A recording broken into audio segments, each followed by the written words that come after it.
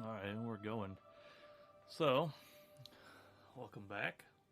Oh, I don't know if I deleted my notes or didn't save my notes from last time or just mashed in a bunch of things that don't make sense.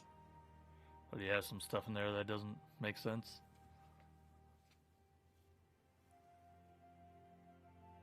We'll see.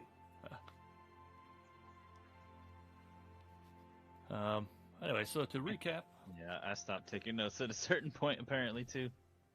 yeah, it was quite a wild night. So you guys had just come off of the fresh witnessing of Mac's death, and decided to try and storm the stage and rescue your friend. All for naught. You ended up being surrounded and taken to the tower of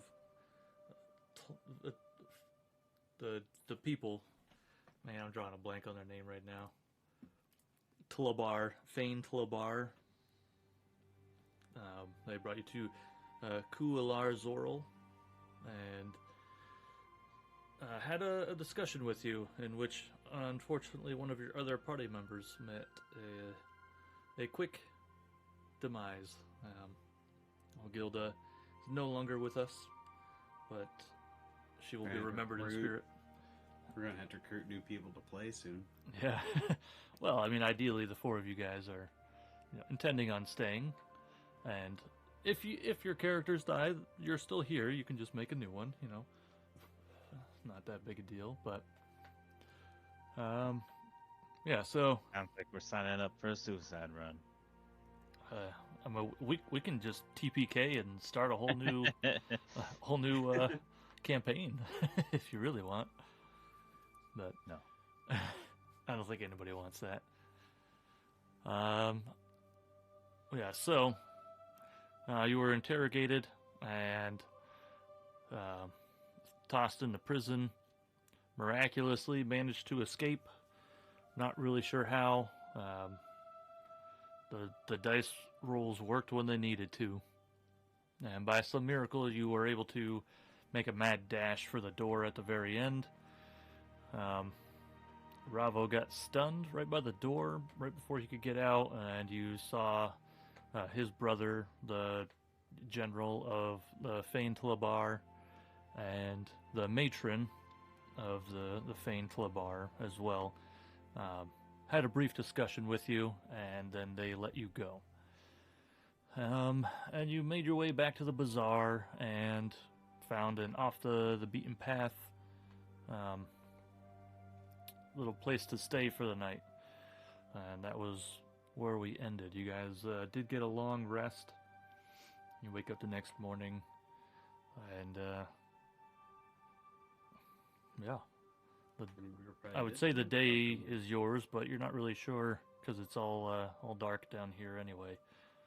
There's no sunlight, so.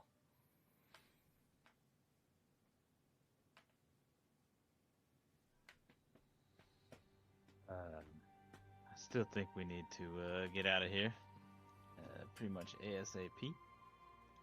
I would say the sooner out of the accursed place, the better. Owen is muted. Yep, I would agree.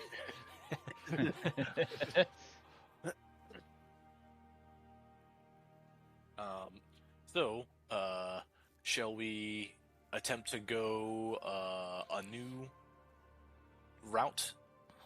Someplace, maybe a different escape than our entry route?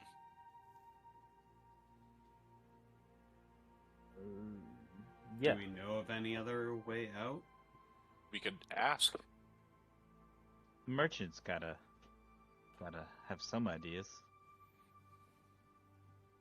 I think the less time spent down here, the better.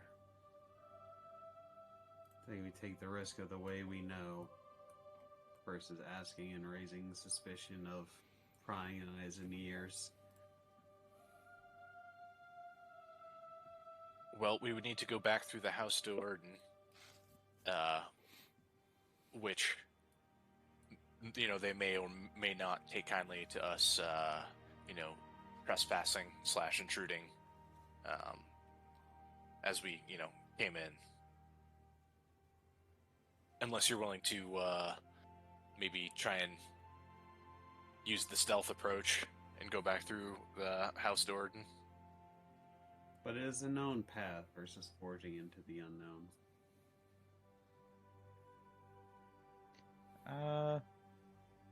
Well, we gotta walk through the market or something anyway, right?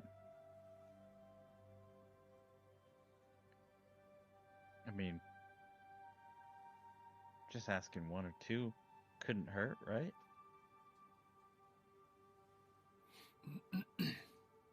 Who's the If we do so, we should limit and be discreet. I agree. Discretion is good. As I am a talking turtle, I'm probably not super discreet, but Perhaps we could voluntold Ravo I To, think he would be a good candidate for this. ask around for the quickest route out of the Underdark.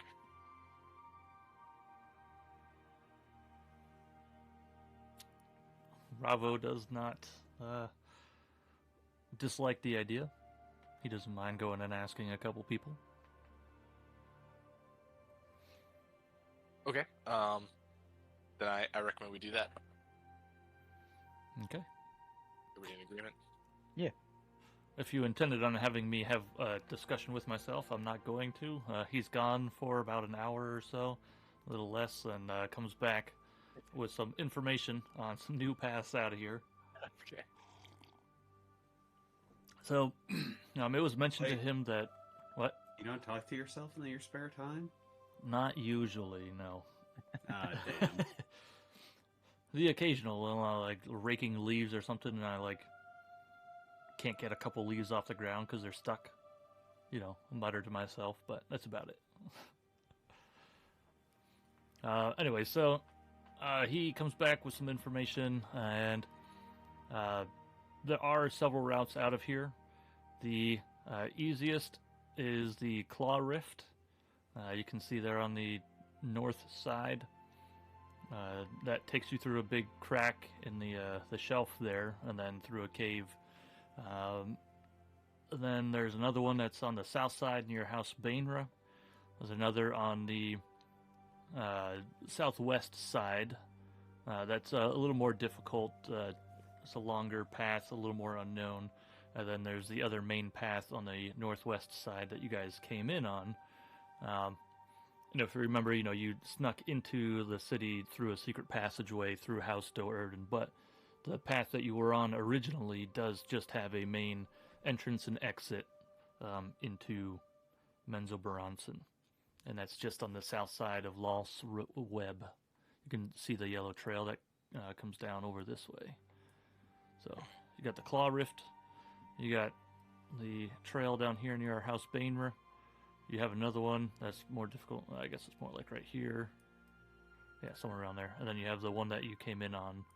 You just snuck through a little passageway down to here.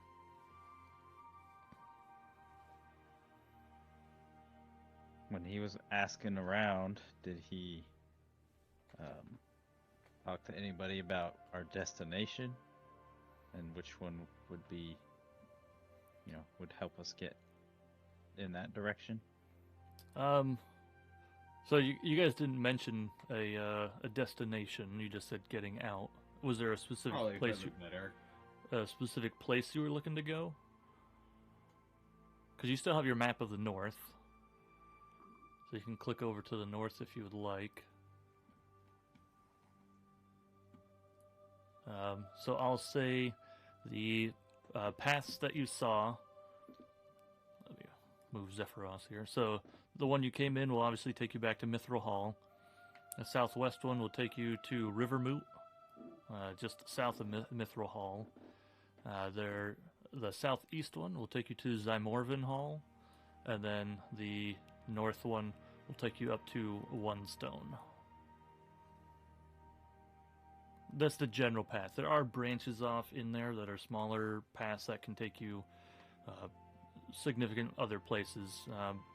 And if you look at the Underdark map, oh wait, you guys don't have access to it. Here, I'll just activate this. So if you look at the Underdark map, so this is the whole Underdark, right? You guys are just up here in the corner near the Dark Lake, Menzoberranzan, and Blingdenstone. So the general trails to get to the surface are kind of in that area. But you can get pretty much anywhere in all of Faerun staying in the Underdark. Those are just the easiest and most, or closest paths up. Well, we were originally trying to get to the Frost Hills. Yep, which are just, if you go back to the north map, Frost Hills are just north of Mithril Hall. I'd rather take a longer journey above ground than down here, and I feel that taking the main passageway poses too much of a risk.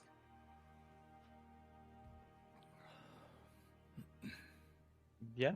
Okay. All right. Sounds good. So we want to go with the second path, the cliff. Just can't remember the name of it. Hard when the reference isn't up. Claw Rift. The Claw Rift? Wasn't the Claw Rift the main passageway? That was the main one, yep. Okay. So out towards Loth's Web. So the same path you came in on? to Mithril Hall. Yeah. Although a more difficult path may be better for losing any possible pursuers.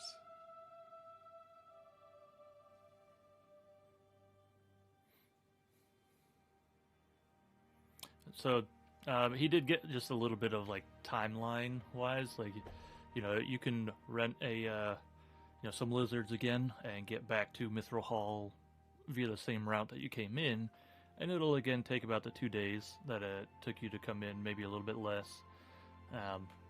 If you were to go out the more difficult path, it would be about a 2-day trip out, but then you come out in Rivermoot, and so that's another half a day or so to walk back up to Mithril Hall. And if I remember correctly, I think you guys have about 4 days left before the 1 week that it was going to take you to walk up into the Frost Hills.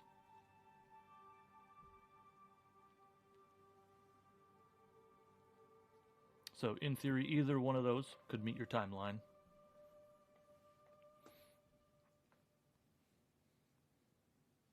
Okay. Well, I'm good with Lowell's suggestion. Sure. Okay. So you guys are going out the southwest one towards Rivermoot. This one down here. I feel we are much more secure when we are above ground. Gotcha. All right. Well, you go and you rent the lizards. So it takes you, an hour or two to get over there and rent the lizards and get everything paid for. Unless there's anything else that you guys want to do down here. Happy to leave. Leave. Get the That's fuck it. out. All right. When it makes sense, you did lose 2 of your teammates down here, so 2 people died, and there are many people who do not want us to continue being alive. Yep. Because no good comes from going to the Underdark. Never. Well, I mean, maybe. I guess you could look at it either way, right? You learned a lot of information.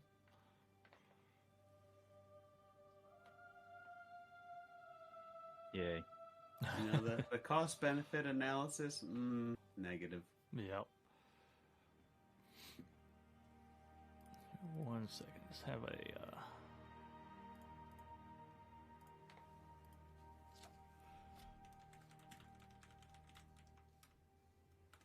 Also, I want to see the sky again.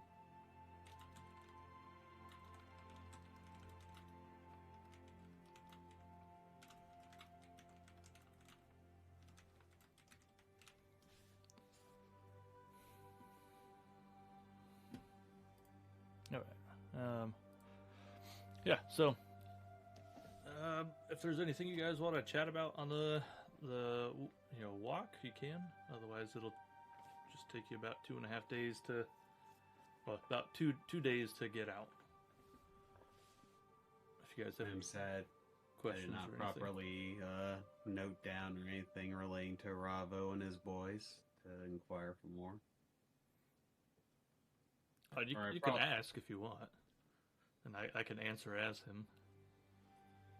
Or I probably did take some notes, but I forgot to save the document from last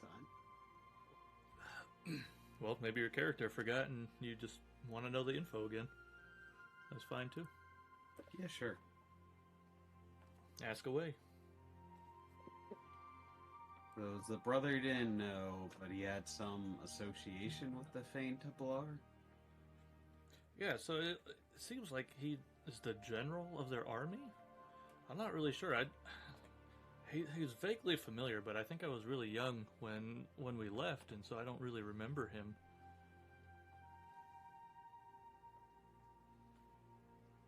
Do you remember aught of your house?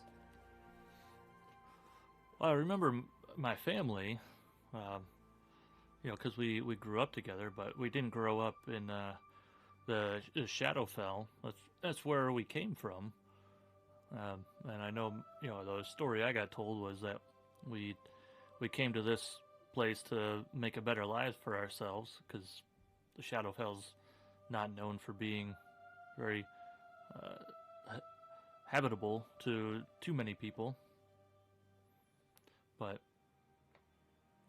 they never mentioned an older brother. Was it Fain or the other house I was looking for the documents? For the what notes? The documents that Mac had. Oh. Yeah, it was Fain Tlabar that was looking for him. Do you have any inklings what may have been contained in those documents they cared so dearly about? Well, I don't know. It seemed like Mac was the one that had the documents. I know. They were weapon schematics.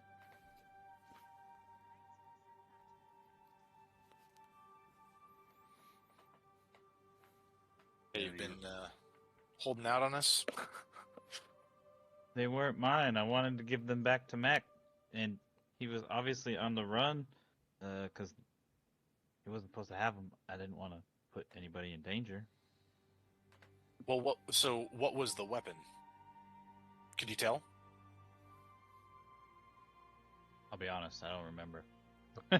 I think I knew at one point, but It looked like a big infernal machine that was designed to take down large structures.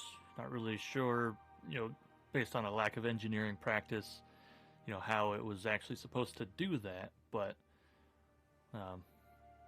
it looked more or less like, not like a catapult or like a battering ram or anything, but you got the idea that it was a anti-structure creation, I guess.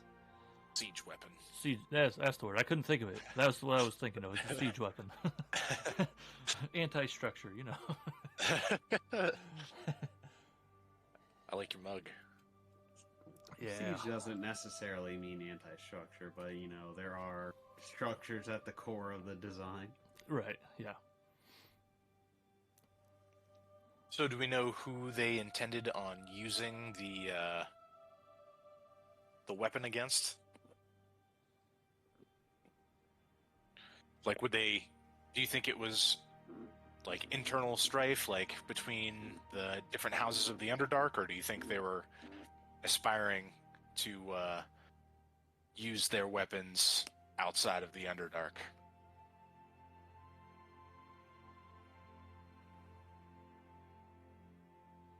are you asking me or Anybody? Just a sort of a general question for the group. Ravo I is don't really unsure. know. Okay. I had them in my possession, but I don't really know much about them. Well, the best hope is that it was just for their own internal squabbles below. Might Yes. a weapon of such, capability be useful against, larger folk, giants maybe, if it came to it? Maybe. Something to keep in mind.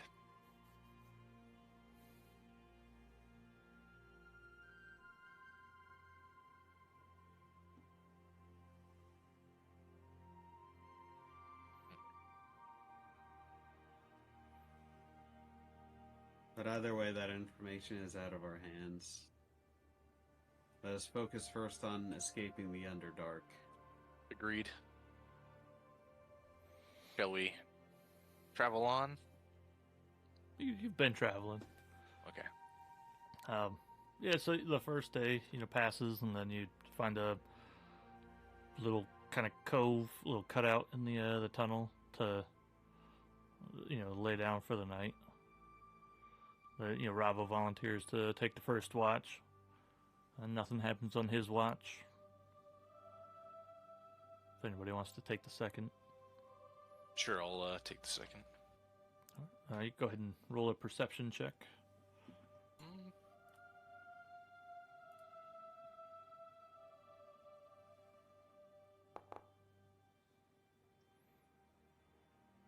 The events of the previous day were pretty rough, so you're a little bit distracted, tired, fatigued, all that. You'd nap a little bit, so you don't really catch too much of what's going on. And you wake up and you realize, oh, I've been asleep. So you wake up the next person. I'll take watch, I guess. All right, go ahead and roll perception. I was gonna say I can assume I actually have perception. I mean, I don't care. If you want to watch, that's fine, but... I'll take the next.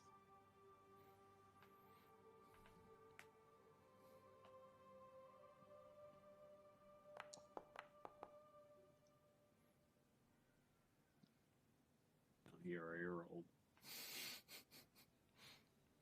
Oh, I thought you meant the next one, not this one, sorry. There's typically only 3 watches in a night. Hmm. About 3 hours apiece. That gives a total of 9 hours of watches, and everybody gets at least 6 hours off, which is all that's actually required for a long rest. It's an 8-hour rest period with 6 hours of sleeping and 2 hours of non-strenuous activity. So, so you don't really see anything throughout the night. 1 or 2 seem like merchants traveling. They pass you without really so much as giving you a second glance. But that's about it. So you guys pick up the next day, and it takes you the majority of the next day to get out, and you finally make it back to the surface. Right before you do, there's like a stable, if you will, for these lizard creatures. They have to stay underground, and so you drop off your creatures, and now you are back in the north at Rivermoot. About half a day's walk up to Mithril Hall. Well, glad to be out of the Underdark. I do not Shall think we- I would miss that place. Surface is a pleasant change of scenery. Shall we move on to Mithril Hall so that we can meet our deadline in the Frost Hills? What time of day is it? So it would have been late on the second day by the time you got to Rivermoot, so you would have just found a little place to spend the night.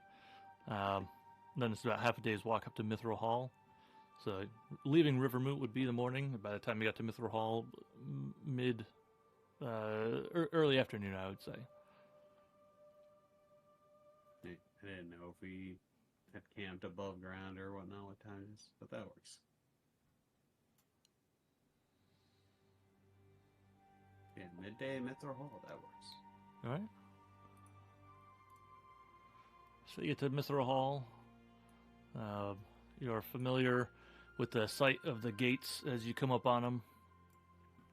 Now these giant stone gates, and you see the familiar guards, and they greet you in the way that they did last time. They don't seem to recognize you. You guess that they get quite a few travelers through here. So, and then they give you the same spiel. You gotta wait in the entry hall until there is a guide to send you through. So. You guys wait. It takes about an hour or so, and a guide comes out with a couple people, and they just need a quick little break before they head back in, but they're ready to take you back in. So if you're ready to walk through the maze again, they are. Absolutely. Yep. All right. Yeah, last time we were here, did we ever peruse the Undercity, or did we just get swept up? When you went to the Undercity, you were looking for a shop and got caught up in the protests for Mac, so you didn't really get a chance to do anything there. But so it'll take a couple hours to get through the maze, and that'll put it early evening, probably around 6 or so. By the time you get to the other end of the maze, and it's about half a day's walk to the Undercity. So it would be quite a far walk if you wanted to make that tonight.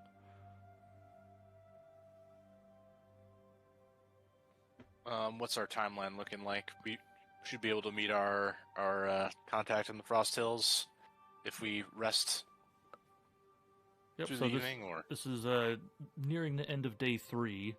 And so you have about one more day to be able to get to the other side of the mountain before your week-long traverse up into the mountains. From talking with people about the Undercity, does it sound like we'd be able to find lodging there? Or... there is lodging. Yeah.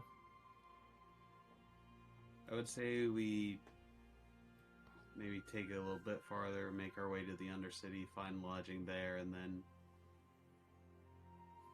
take our shopping and then depart from there. Yeah, sure.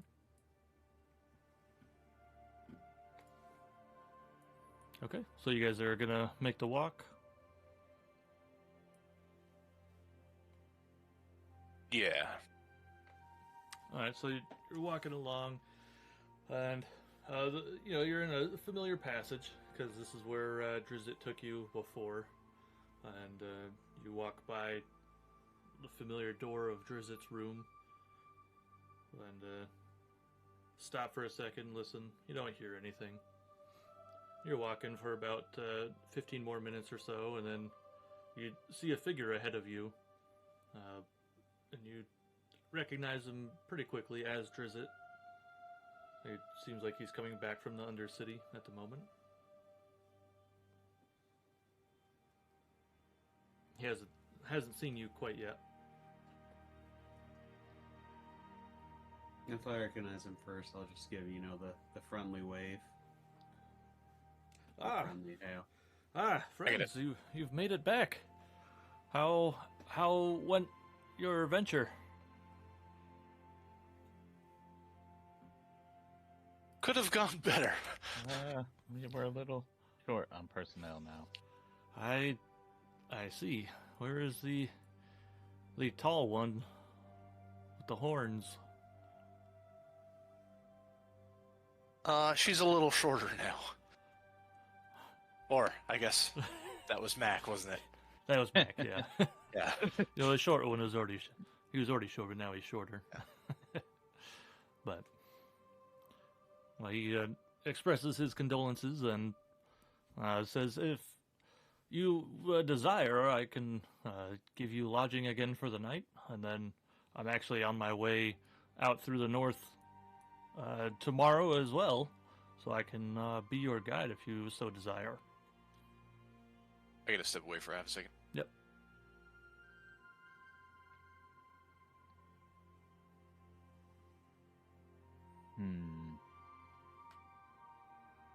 Well, we were trying to make it to the Undercity. It is quite a far walk, and I know your friend Mac was apparently he had more influence down there than anyone could have imagined. It's actually quite a mess at the moment. You can certainly head there if you would like, but How much longer did we have to get to Frost Hills? I know you just said it. so this is the end of day 3. So day 4 is you have to be out of the mountain by the end of day 4 in order to be able to give yourself a week to travel up into the Frost Hills. So you have 8 days before your meeting, with it taking a week to walk through the hills.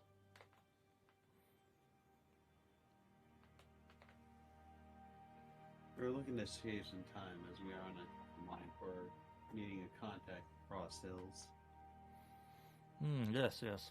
No, to get out from here, skipping the Undercity, it only takes about half a day or so. But we never did get a chance to tell being attacked by my dog. Never got a chance to what? Get attacked by a dog? What is that? Actually, I'm pretty sure they have dogs in this world.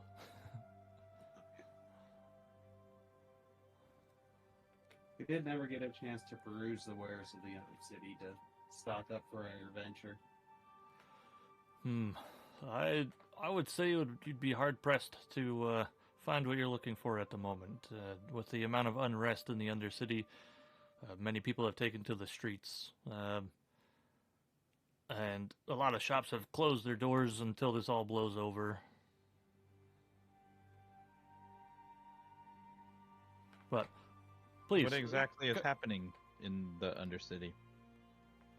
it's general unrest. The execution of your friend has caused quite a bit of disturbance. It seems like the Sverfnebelin and the Drow are at more ends than they were previously, and there are fights in the street, and people are breaking things. The Sverfnebelin and the Drow have always not lived in harmony in the Undercity, but they have worked side by side, understanding that they don't like each other. But now it's kind of come to a head, and the police force of Mithril Hall is having a little bit of trouble maintaining the peace and order down there right now.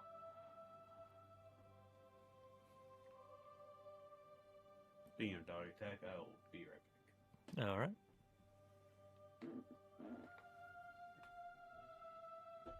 I guess we'll just hang out for a minute. I think Cam's back. Oh. Yeah, I'm back. Oh, sorry. Yeah, little dude just woke up from a nap, so.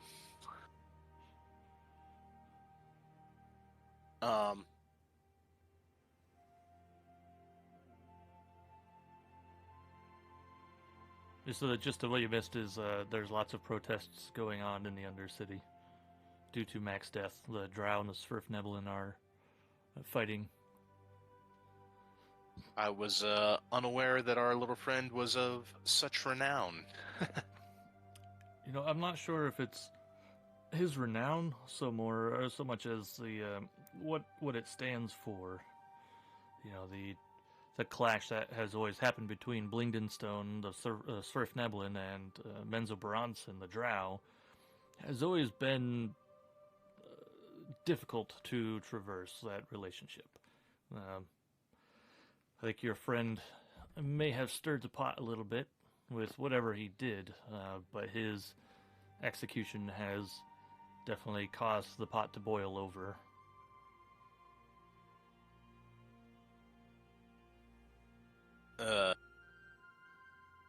I mean, I don't think there's any reason to conceal anything from Drizzt, right? I would say, our friend was in possession of a schematic of a great weapon. Perhaps that has something to do with the warring factions. A great weapon, you say? A siege weapon. Siege weapon. Interesting. An anti-building, Anti-structure weapon. anti-structure weapon. I kind of like that better. Let's start using that.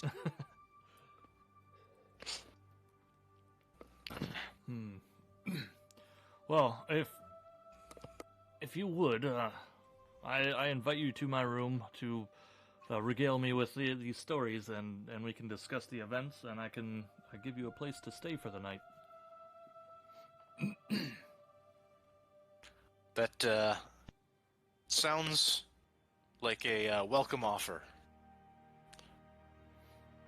Very well, very well. Well, sure you know the way, but come with me. He walks the 15 minutes or so back to his room with you and opens the door, and it's the familiar scene that you guys remember the last time you came in. Nothing has changed.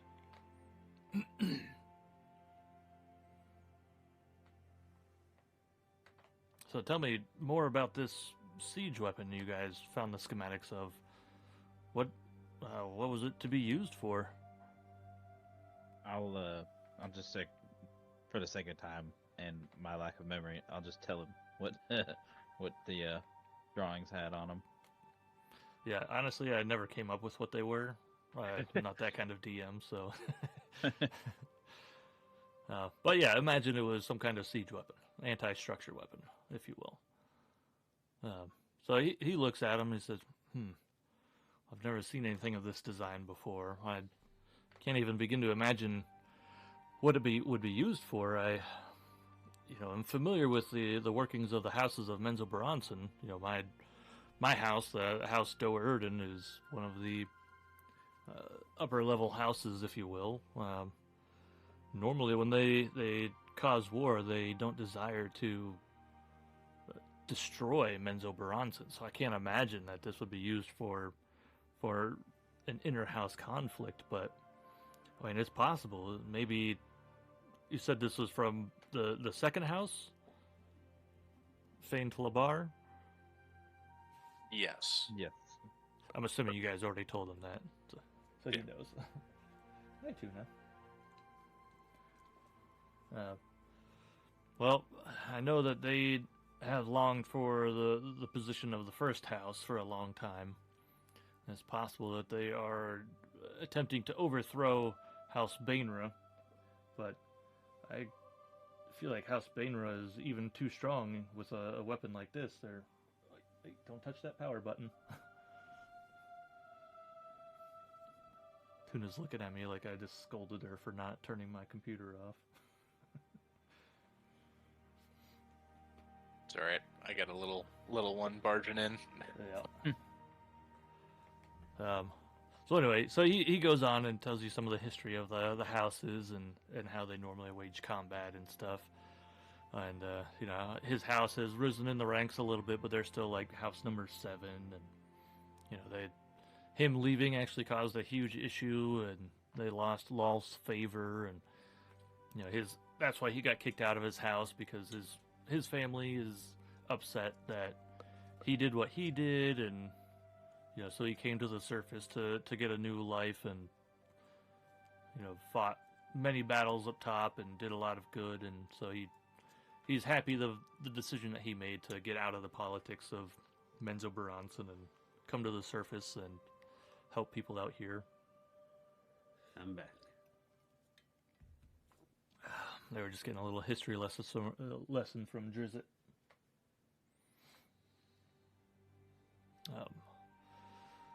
So you guys chat for a little while, and if there's any questions that you have for him, feel free to ask.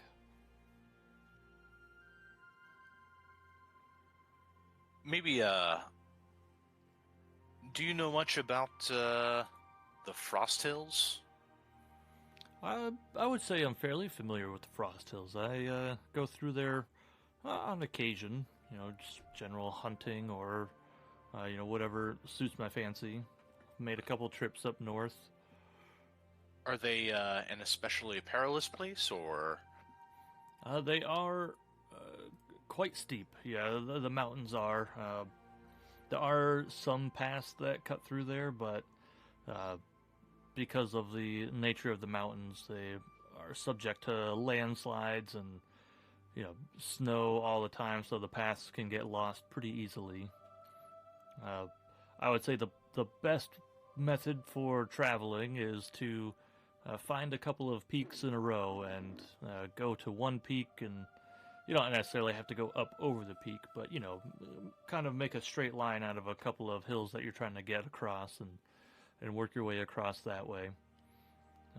The going does get tough, but from what I have found, it's easier to kind of go up and over parts of the mountains than it is to try and follow the trails.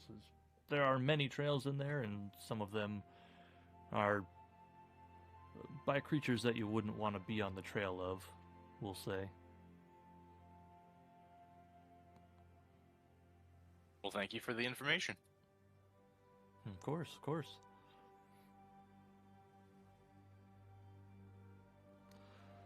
So the night wears on, and you guys chit-chat back and forth, trading stories and all that. He makes up some dinner for you guys. You get a nice warm meal.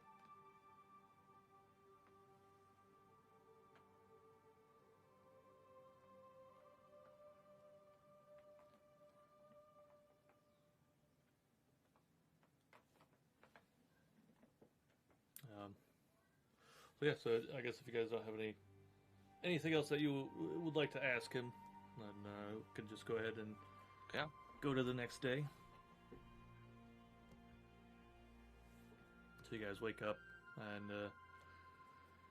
and feel fairly well rested. No wild dreams or voices floating around the room.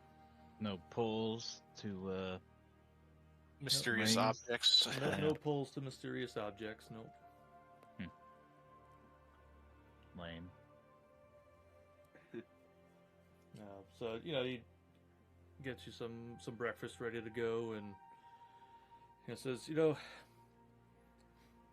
after trading some stories with you guys last night and hearing of the devastating news that you guys got in the last couple of days, I have some gifts for you, if you would like them.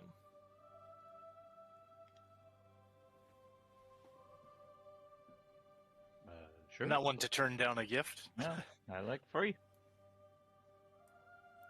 All right. Well, let's see. Let me just do this real quick. So for you, Lowell, I have I'm not sure what use you can get out of it, but I have a mask that allows one to change your form.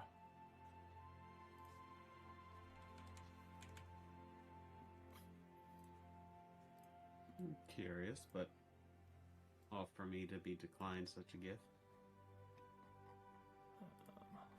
Yeah, don't have to. All right. So this mask I got from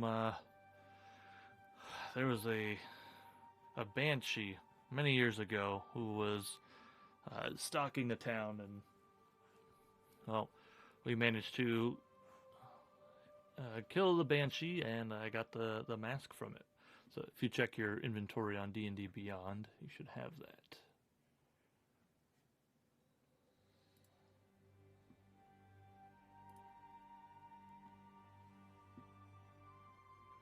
Got all the fun of trying to talk between applications. Yeah, I know.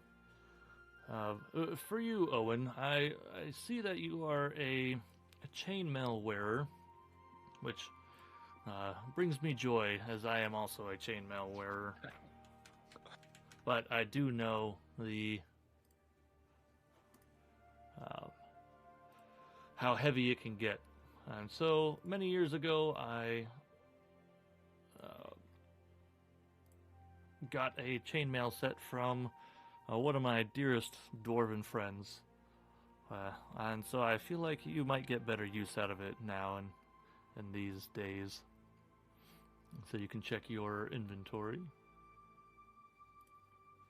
Is it Mithril chainmail? Boom. For you, Ravo, obviously he's not here, but I give you a possession of a dear friend of mine who gave this to me. Gave this to me many years ago. She was a dear friend, a human who you could say I perhaps even loved many years ago, but she is unfortunately no longer around. So you can have that. And to you, Wabu, I considered your ask, the when you were here last time, and I believe this may be better suited to you. And he hands you a ring, a familiar ring. A familiar ring. That'd be the one that was calling to him. Now you'll have to find out. If he wants to tell you, he can. And so you can check your inventory.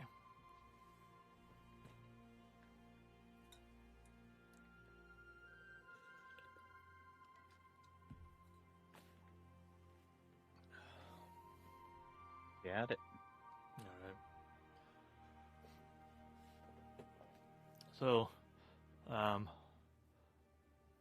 I guess just to kind of go over that stuff. So, the mask is, I guess you could say it's kind of like your wild shape, but it's not time limited, and it's for races and monsters in general. Now, you don't take on any of their stats. You still keep your own. You just look like them. So it's a little bit different than wild shape, just so you know. Yeah, I figured. But in fact, it just says appearance. Yeah, yep. Could be useful. Then for Ravo, I don't know if he's watching, but I think it's pretty self-explanatory, that stuff that he got. Your armor, your mithril armor, you no longer have a stealth penalty, and right now it's a +1 armor, so you do get +1 to your AC, and you should be able to see the notes in there. I don't know if you guys can see the notes that I put in there. Mm-hmm. Okay. Can you see yours, Cam?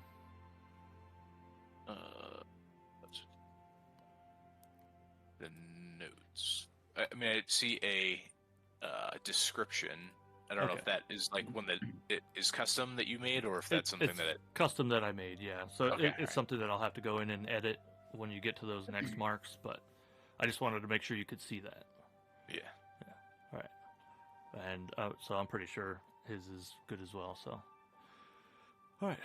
So I feel like you can make use of these more than I can. So I hope that they fare you well on your travels. And now we can make our way out of the north exit of the fourth peak. And you guys can get on your way, and I will be on my way. Well, thank you for your generosity. And we have a date to keep. Well, then let's head out. So you guys, you make the trip. It's about half a day or so. Slightly different route than the last time you take. This time when you get to the oval chamber, you take a slightly different path.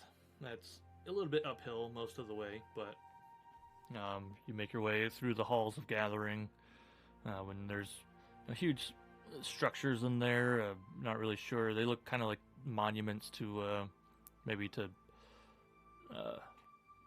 different people that were important in the past of Mithril Hall, or the past of Mithril Hall.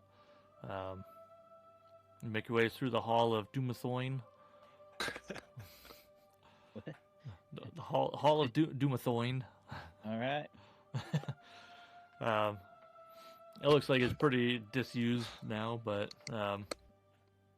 and you get to this cutout in the tunnel, and it looks like it opens up beyond, and you see a huge opening. It's still inside the mountain, still interior to the mountain, but you come out and there's this huge bridge and this massively tall gorge that's about, best you can guess, about 1,000 feet down or so.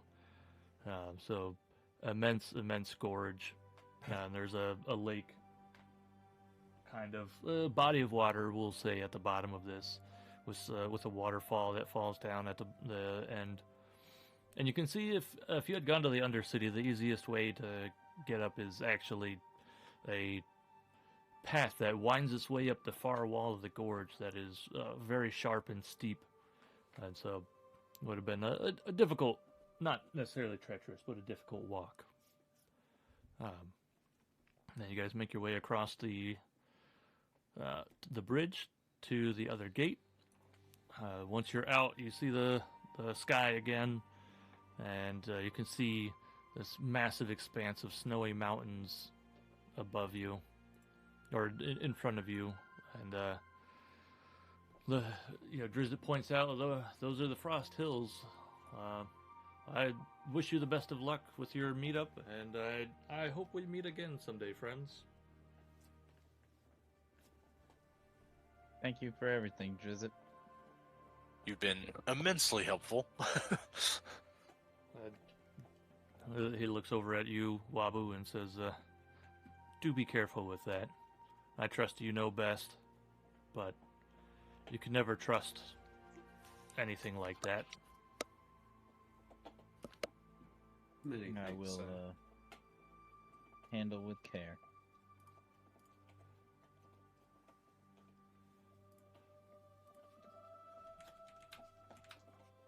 All right, so as memory serves me, we are to meet with, when I say memory, I mean my shoddy notes. Harshnag. Yep. You weren't told anything about Harshnag, but you know that they will find you. Didn't someone tell us that he was also a giant, or am I remembering wrong? Maybe? Maybe Damn my shoddy notes. Maybe Drizzt did.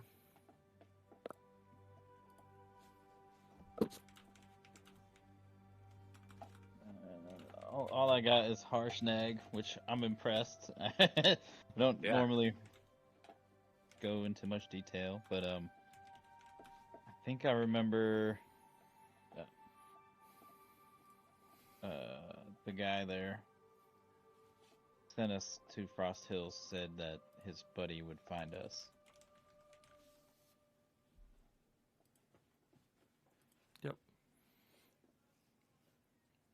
All right. Well, I suppose we should at least venture out a little bit into the Frost Hills, see if we can find any sign of our point of contact.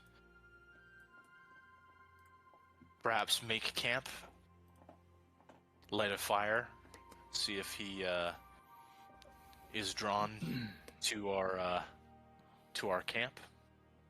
What are the weather conditions? Currently, the sky is clear. There's a little bit of clouds, near the peaks of some of the mountains. Maybe it looks like maybe they're dropping a little snow near the peaks, but overall pretty good. We must be wary traveling in the cold northern hills and find shelter sooner rather than later.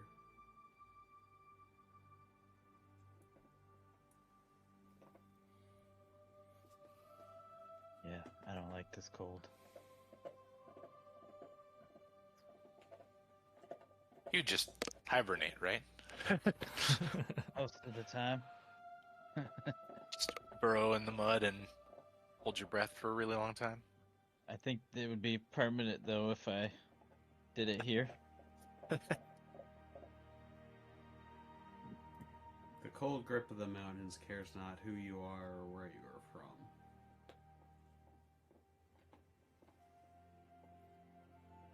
Well, like, from where we stand, can you see any spot that might provide some good shelter? Is it still early in the day? It took about half a day to get here, so it's early afternoon. I'll seek out a high point to look out north and see what I can see.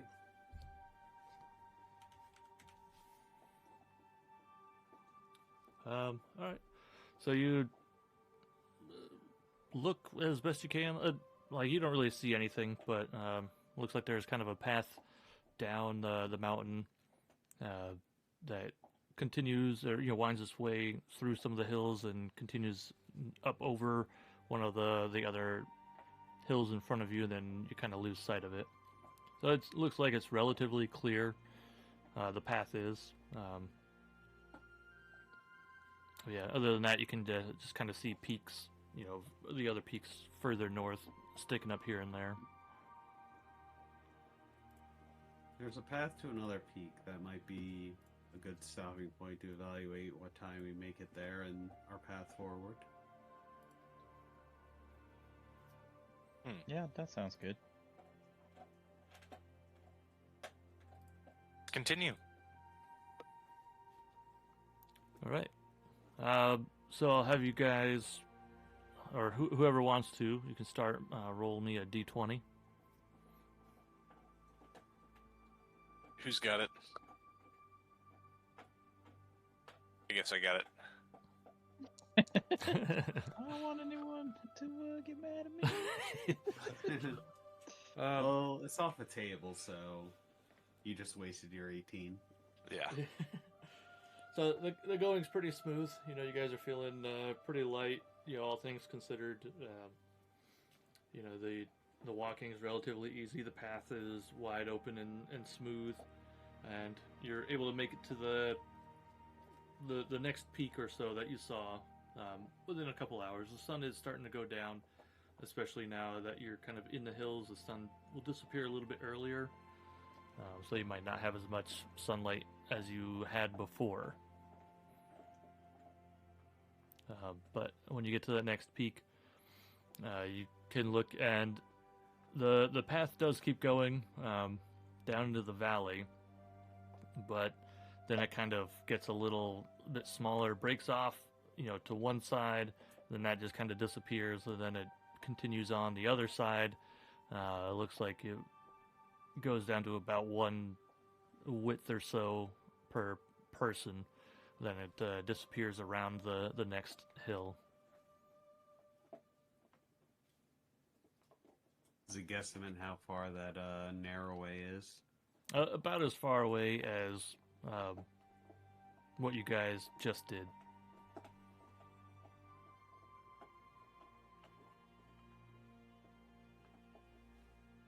So by your guess, you could probably get there just after the sun set.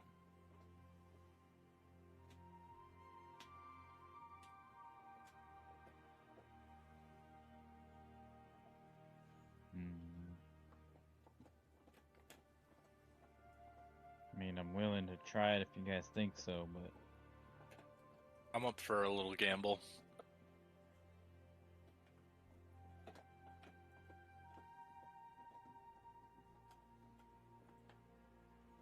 Alright. You guys are going to continue on? yeah, I guess so. Okay. So the weather holds, and so you guys are able to get to the next area. No issues. The sun did go down, but the temperature hadn't really started to drop too much yet.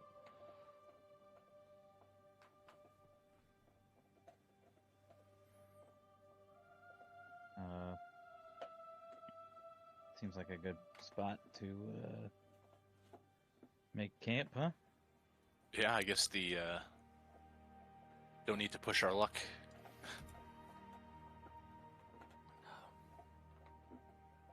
All right. Better to find shelter sooner rather than later. Yeah. All right.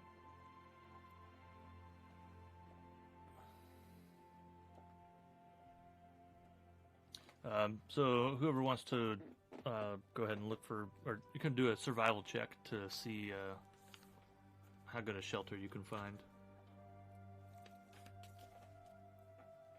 I'll roll.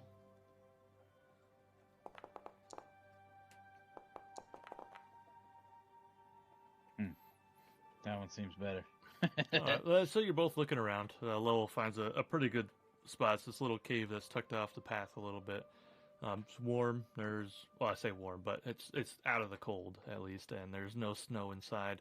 Looks like it's been used as a little camp out spot by people before. There's some carved out like seats around one side, and there's some coals in the middle. They're completely cold at this point, but it does look like somebody once made a fire in here before. We're going to ignore the fact that they made a fire in a cave with no exit for the fumes, but...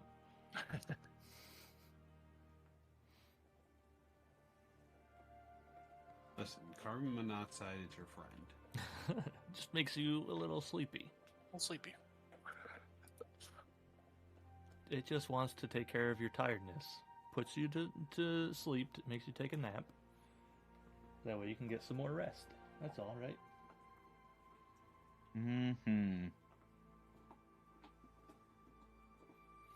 All right, so I'll just say that the first night passes, no issues.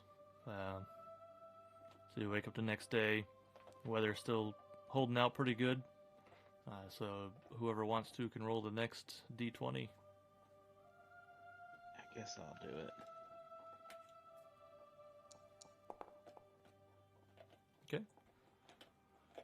So looks like the weather's holding out pretty good for you guys. Some clouds do, like the clouds that you saw at the peaks, the other day. It looks like they're starting to come a little bit lower, but they're still not on you yet. As far as the path, it's still not a great path. It's getting a little more rocky the further north you guys get, but you're still able to make your way without too many issues. So if you want to roll a survival check for the next night. Sure. I guess I got this one. I'm gonna say I have +8. Yeah, if you want to help Owen this time. You a group. All right. So it's not nearly as comfortable as the night before, but you are able to find a little alcove. It's not a cave, but it's kind of shielded from the wind mostly. So the next night passes without too much concern. So you can go ahead and roll for the next day. I got that backstory relevant survival Mhm. proficiency. You are like one with nature, so. That would make sense. Nope. All right, so the weather's definitely taking a turn for the worse. The snow has started to fall where you guys are. Makes the path a little more slippery as you're walking along. Still able to make progress, but looks like if the storm continues for too much longer, that you may lose the path, or it may be impossible to continue on. So go ahead and roll for the next night survival. I'll just let Lowell. We're just waiting. Yeah, for there's the a lot. one. Lowell will find you a spot, don't worry. Okay. About the same as the night before. A little unfortunate because, the snow is now coming down on you guys, so that's not quite as restful as the previous night. but able to get some amount of sleep. So you could roll for the next day. Better start rolling better. These rolls are going downhill.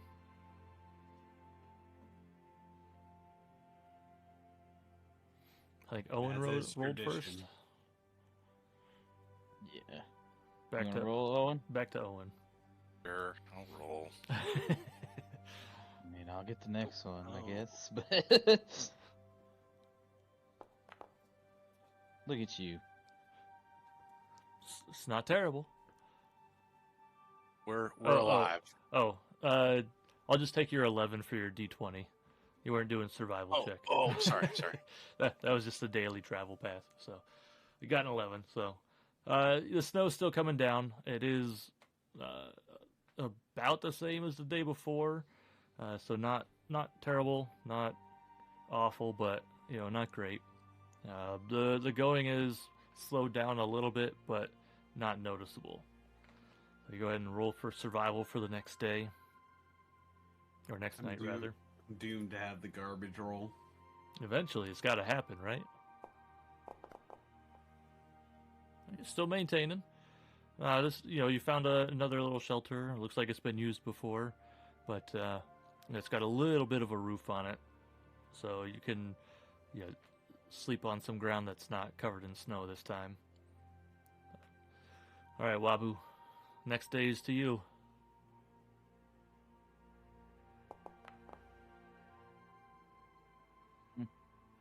All right, so the snow, it looks like it's finally gotten deep enough where you are having trouble making it, and so you lose half a day's worth of travel. Not really sure where you're going. They said that they would find you, but the going is significantly harder.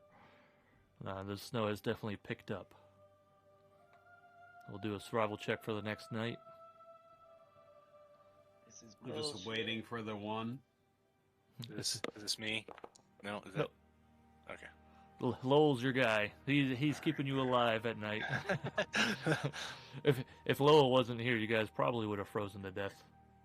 I have +8 to survive. Yeah. So. Yep. So another mediocre night. Got some rest. You can go ahead and roll for the next day's travel.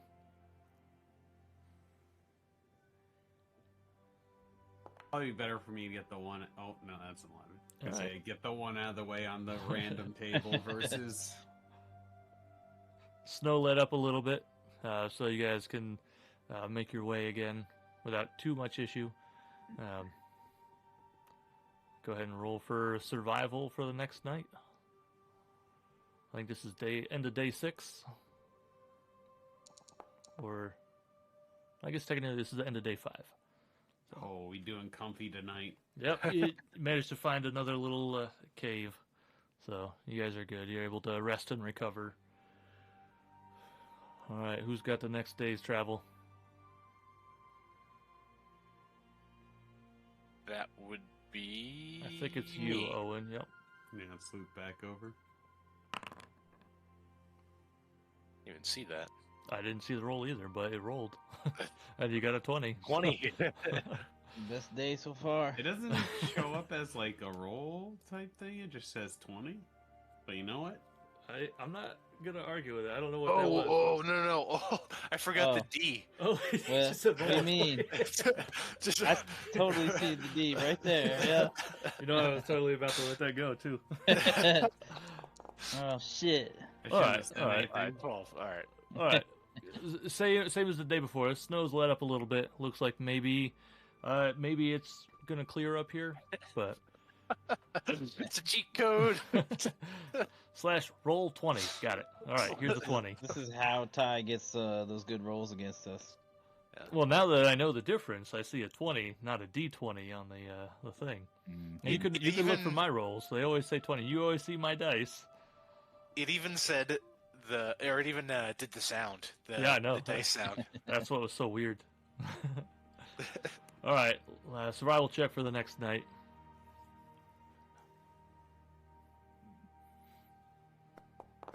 Hopefully there's the... There we go. All right. So you guys managed to find another little cave. and you're resting pretty well, and then you hear some thumping outside. Not really sure what it is.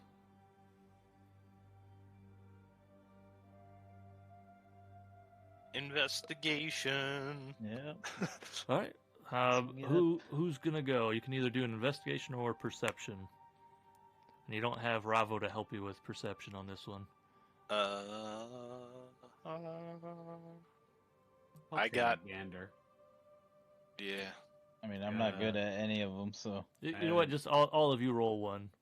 All right. Investigation or perception. Sure. Okay. Owen, you're not really sure. You step out first, and the snow kind of blinds you a little bit. You're not used to. You were the one that was just napping, so you just woke up a Must be nothing, guys. a little foggy in the head. But Waba and Lowell, you notice that the sound seems to be coming from one direction. As you watch a little bit longer, you see the snow is still coming down, but you manage to see the shape of a humanoid figure coming at you, and as they get closer, the booming gets louder and louder.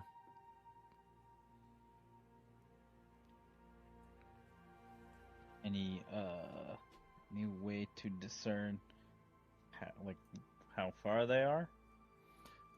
It's kind of hard to tell. They're kind of like coming up over a hill at you, so like you can see the upper half of their body, but you're not really sure how big they are, or how far away they are at the moment. I'll just give a hailing wave for now. All right. They seem to see you, and they pull out a gigantic axe. Say, "Who goes there?"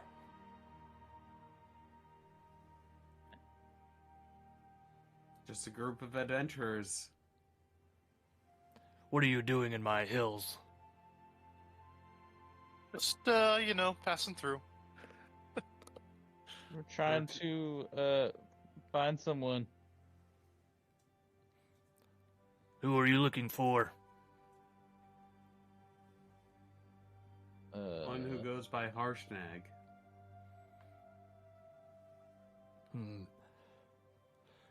Go ahead and roll me a persuasion check. I guess a group persuasion check.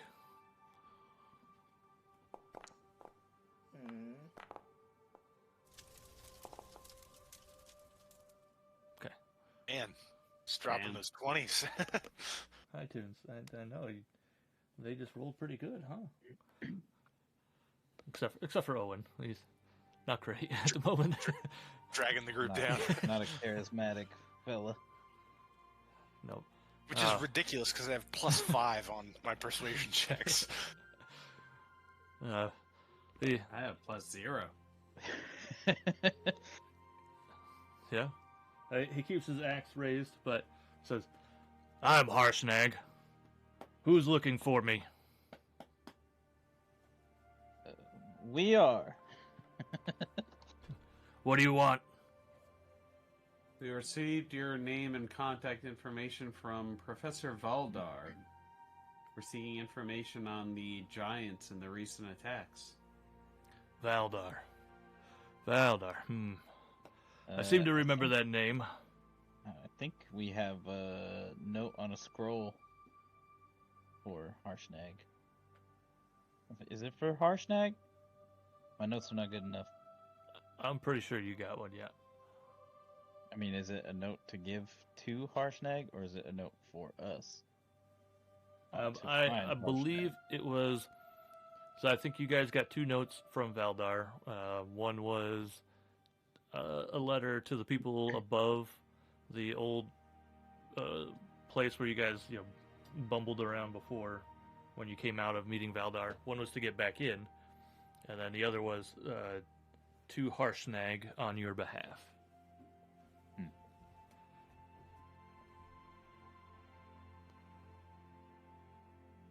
I don't know who would have it, but we have a note.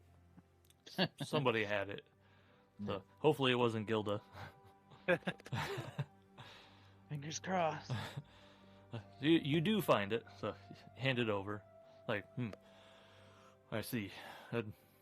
Did he say why he was not able to make it himself?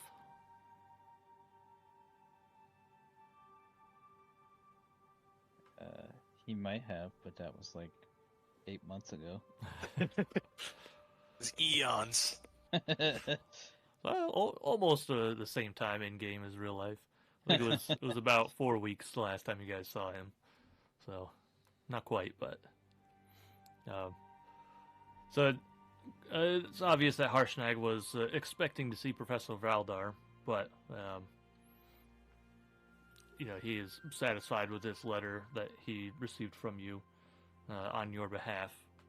So he lowers his axe, he sheathes it again, and you can see, he's up close now. He finished walking up to you. He's about 20 feet tall, and the handle of the axe itself is longer than any of you are tall, and the blade is, the cutting edge of the axe is like 4 or 5 feet.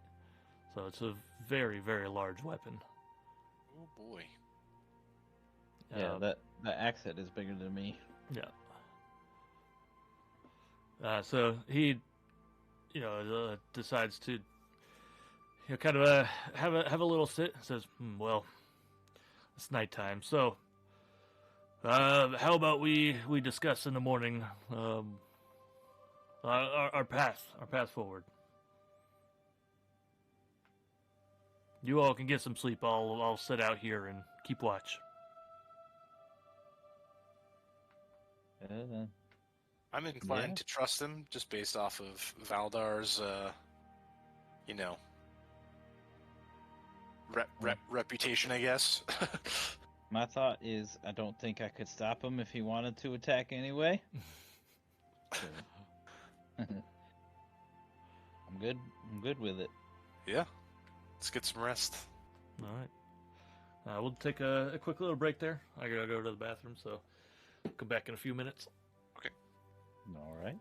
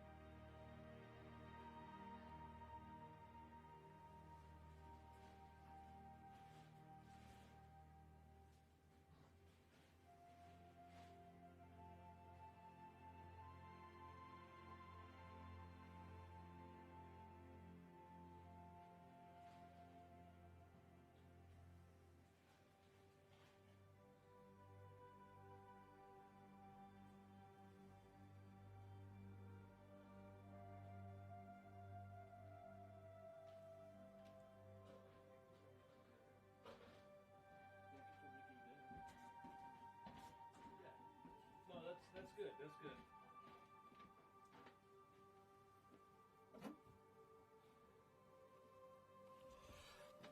Wow. All right, I'm back.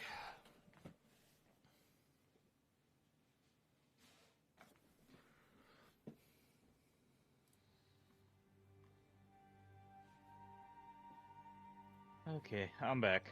Hey, you too. Come here. All right. Mm-hmm.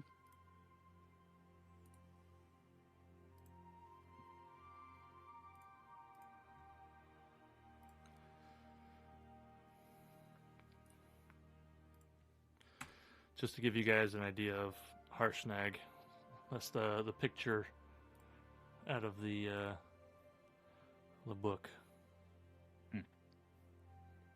Big boy.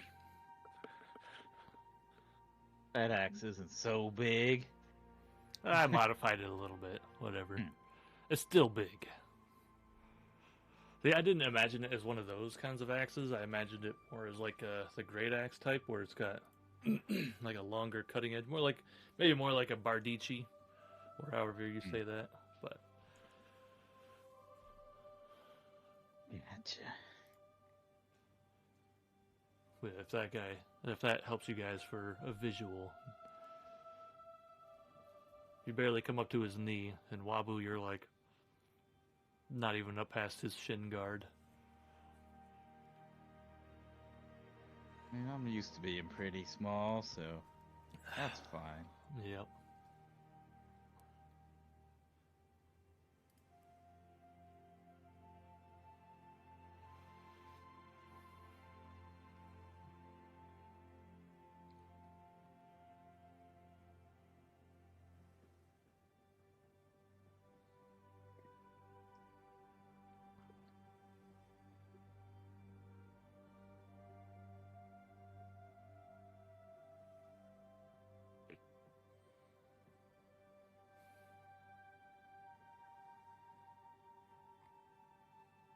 All right.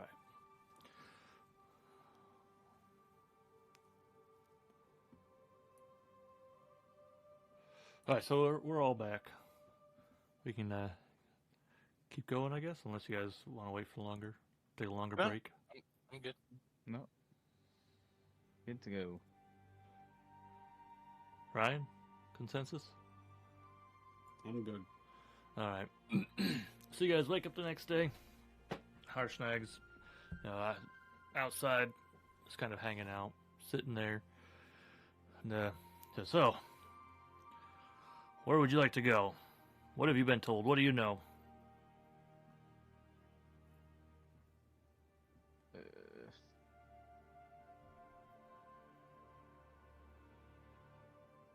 I'm not gonna lie, man. I don't remember what we were doing.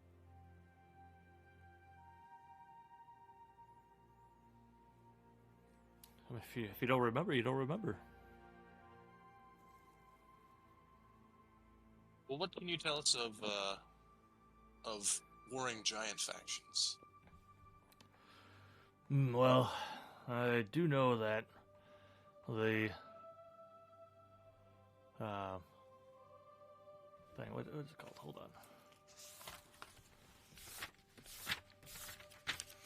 What is that thing called?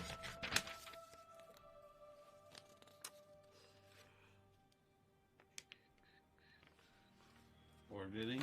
The ordning, yeah, thank you. Man, my notes are way back there too. I do know that the ordning was broken, and it seems as though some of the giant factions are attempting to change their positioning. I don't really see how. It's typically based on strength, and honestly, the hill giants and fire giants and all those other guys, they're not nearly up to the strength as the storm giants or the cloud giants. They're significantly stronger, and I can't really see the balance being upset too much, but they can cause a lot of disarray. My What about biggest the fire giants who are to require the Vonendad. Vonendad.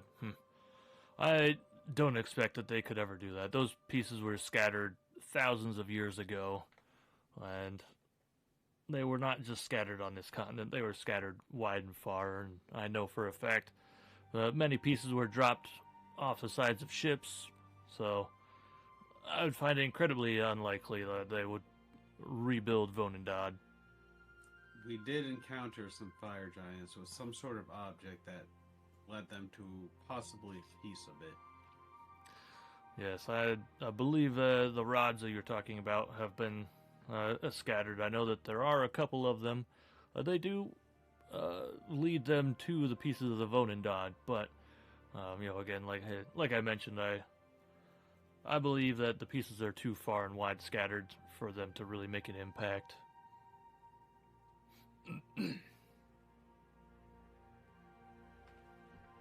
But I know that the ordning was first made by Anam Allfather, so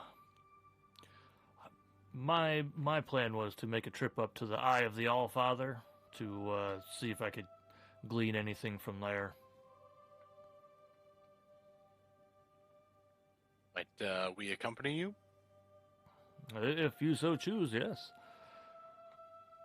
That's Professor Valdar was going to come with me up to the Eye and see if he could, with his discerning eye, come up with anything.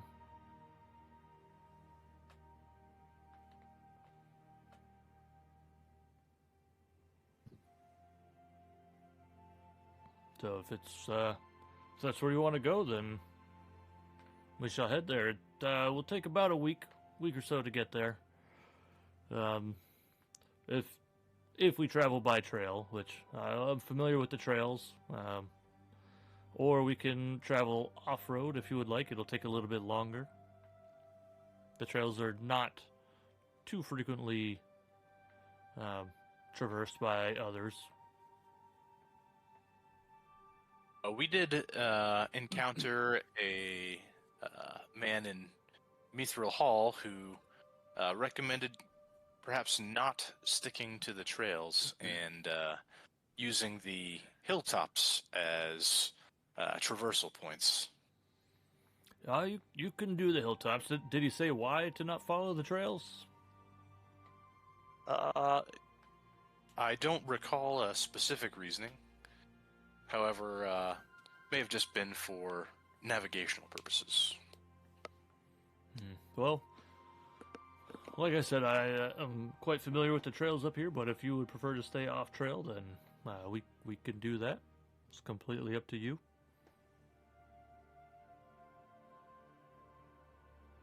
You just let me know. What does the group think?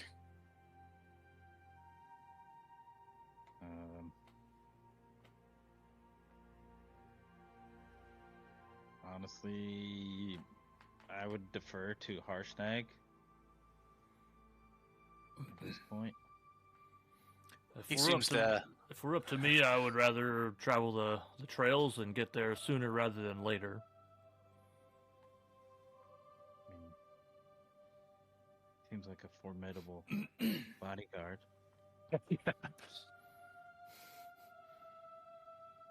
Fair enough. I suppose the trails will do. All right, then on the trails we shall stay.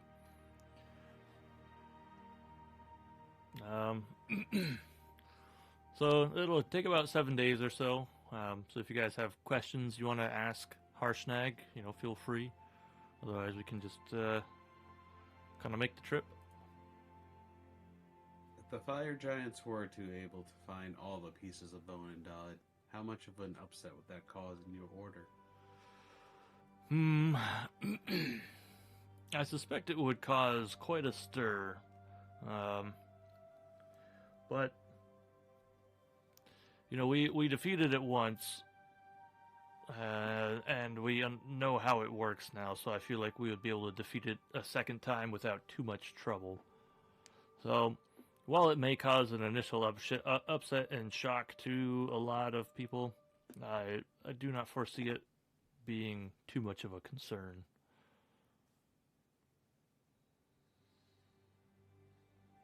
Do you, how was the Vonanda defeated the first time? Oh, I'd have to go back through some ancient texts and refresh myself, but... Oops. Let me think for a moment.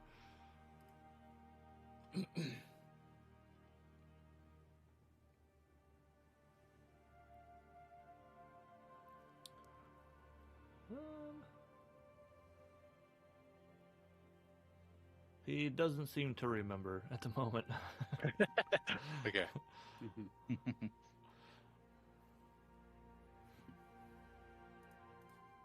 I'd have to do some more research on that. The article is very vague. It just says it was disassembled, so.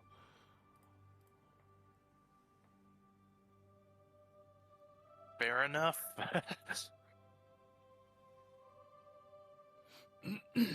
And with the upset of the order, do you know anything? We only heard rumors of the attempt on King Hecaton's queen. I do regret that. She was a great queen. She's very similar-minded to me. We both like the little folk, as we call you. And her death is a great travesty to the Storm Giants' hold. I'm not too familiar with the people that she normally met up with, but I can't imagine it was the little folk. Too many of the little folk would want to do anything like that.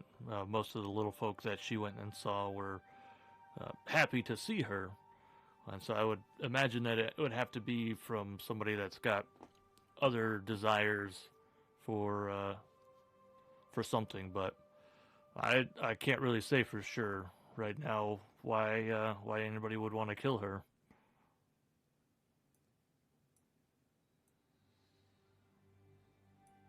And how has King Hecaton been since this event? Well, I wish I had good news on that front. I've only heard rumors. That was one of the things I was going to talk to Professor Valdar about, but the rumors are that he has actually been kidnapped and is missing from the Storm Giants hold. So that is another thing that we are having to deal with at the moment in the giant world.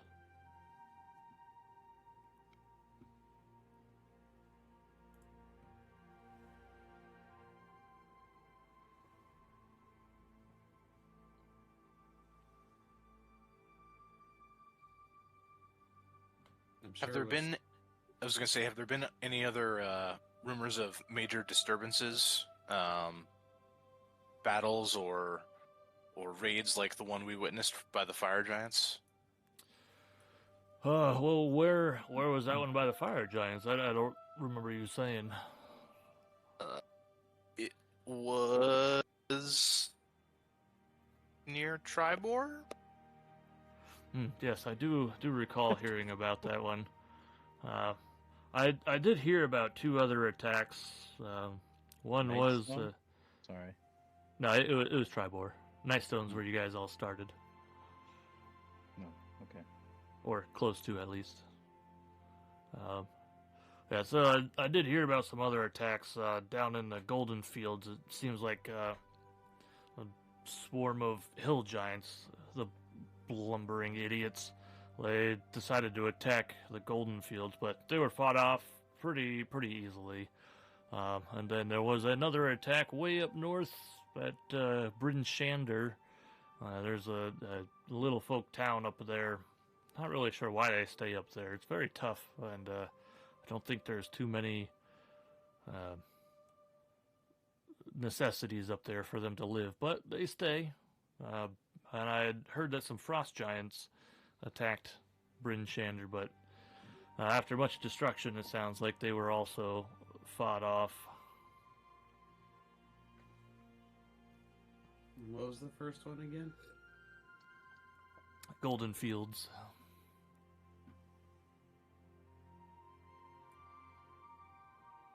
It's way down in the south. You have your map, so it's way down in the south. I don't know if you can see that. It was actually the closest one to Nightstone.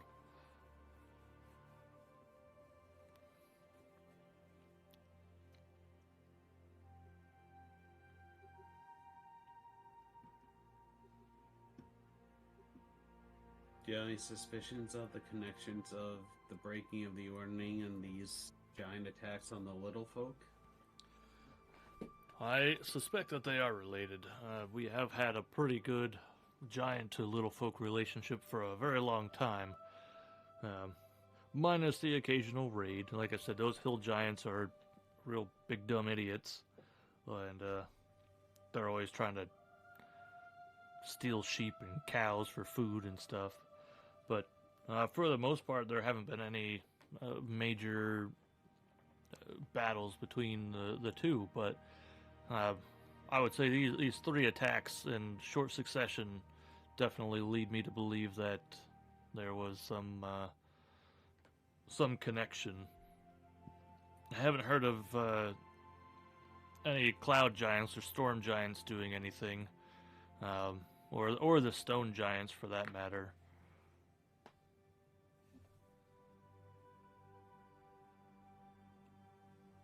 Well, as one more versed in giant society and culture, do you have any insights on perhaps why?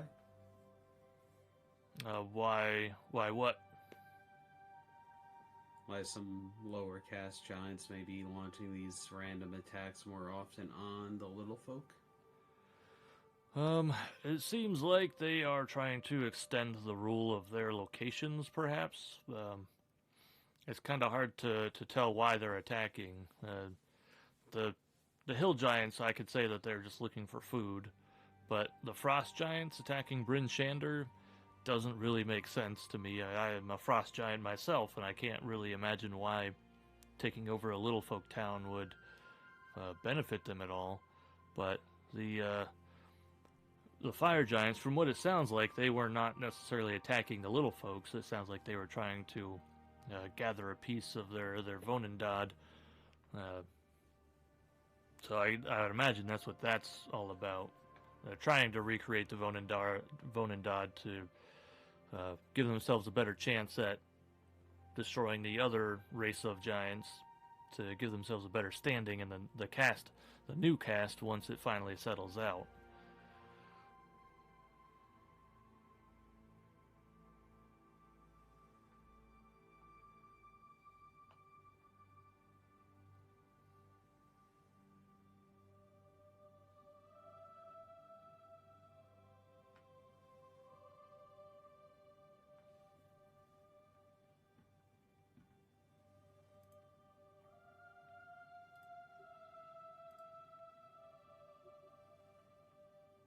Do you have any inclinations which may be the ultimate path to cease these attacks on little folks for various reasons? Honestly, I have no idea. That's why I'm going to the Eye of the Allfather to see if I can glean any insight as to why it was broken in the first place and how to restore it.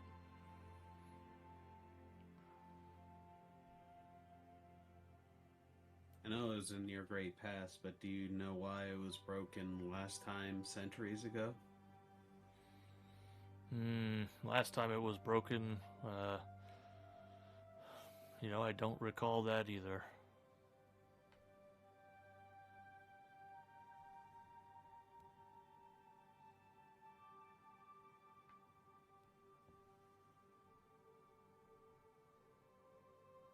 Well, then perhaps we best travel and see what we can learn. Yes, of course, yeah. So, you guys, been doing some traveling, and, the going's not too bad with Harshnag leading the way. He seems very familiar with these hills, so you guys make pretty good time. And as you get, near the tops of some of the hills, You come up against a site that's familiar to some of you, perhaps. You can see the great mountains of the north, called the Spine of the World. And he's taking you on a path that looks like it's taking you over towards the Lurkwood. So maybe you can skirt around that. I'm not really sure where the path leads, but...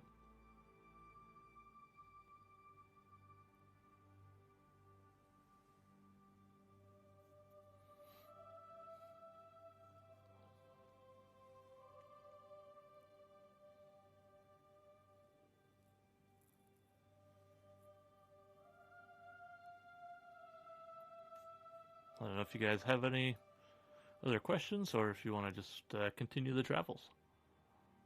I think I'm good. I'm just curious, what do you know about Zephyros? That crazy old buffoon. Yeah. He's hilarious. I don't know. I never know what he's doing or why or where he is, or he seems to have a fondness for the little folk, and seems to drop in from his castle in the sky whenever it seems to suit him. He took us up in his castle and gave us a ride. I can't say I'm surprised. He does seem to do that from time to time.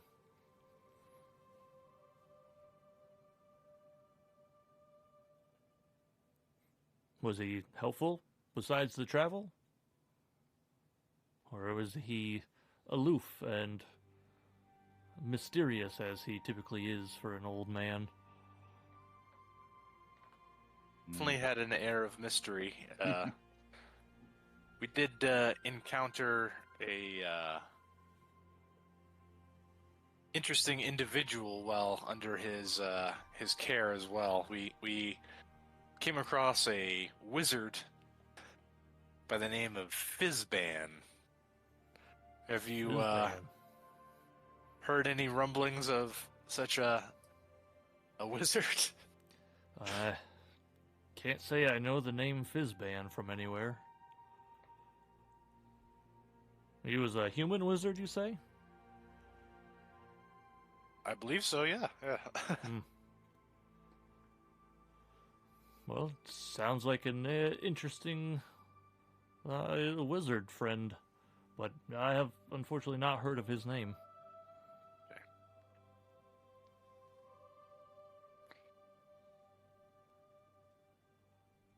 That's all the questions I got. All right. So yeah, he said it'd be about 7 days or so. So we'll, with him there, his survival skills and everything are excellent, and he guards you guys at night. So there's no issues traveling, and actually survival skills are not that great. But anyway, he finds you a spot without any difficulty many nights. It's a +0, so. He's a giant. He's strong. He's not smart. So, all right. So, you guys have been traveling for about a week or so, and you've traveled through, the valley of Kedron, and Harshnag tells you this valley is overseen by a dragon of sorts who, from time to time, has been known to come and meddle in the affairs of those that travel through his valley. Hopefully he decides to stay wherever he is and just let us go about our travels without too much issue. What kind of dragon? He is a... one moment. I know it's in here.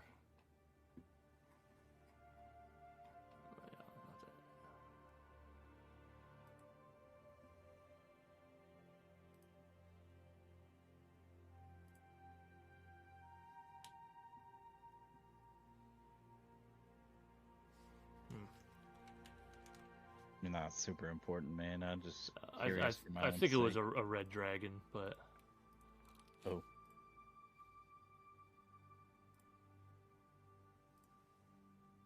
yeah. I guess white from this far north, but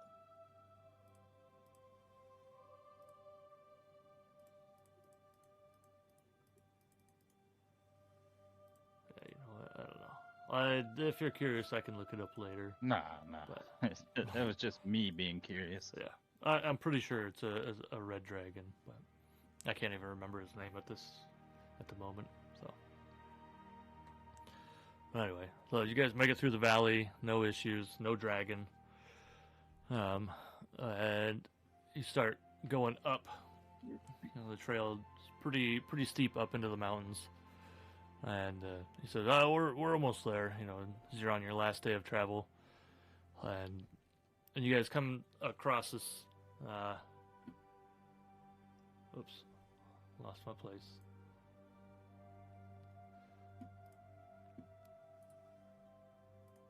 So you come into a large valley that has a kind of a rock path across the part of it.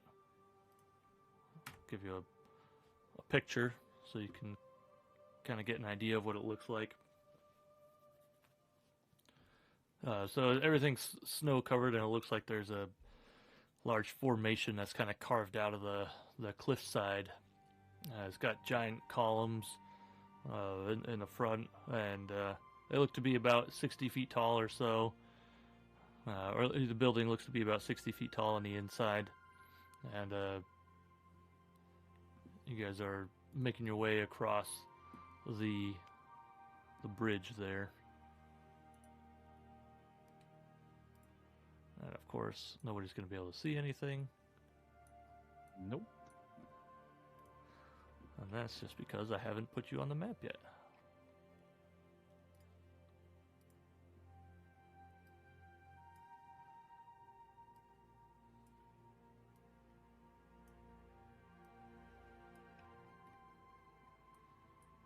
All right.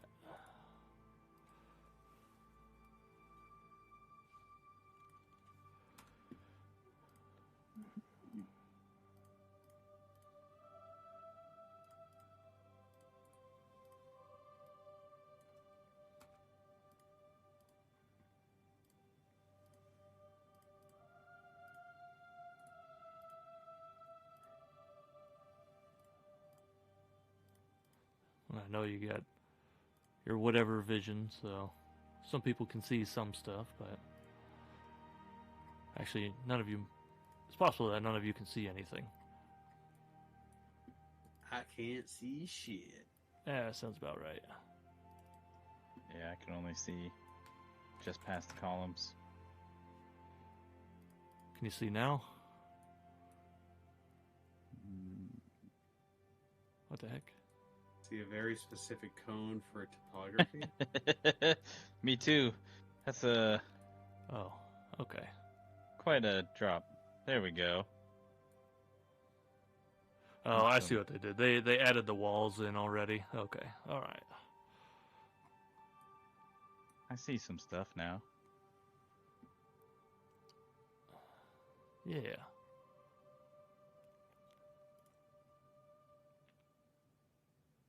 Hmm. Oh yeah, I also gotta add Harshnag. Harshnag.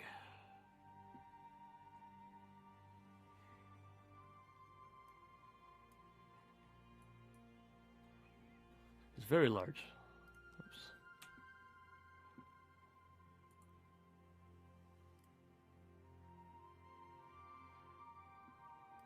For a very large guy, I can't see him. I took him off for a quick second Oh, to there we tokenize him. Otherwise, he's just a square. Same thing. What the? You're not supposed to. There. That's fine.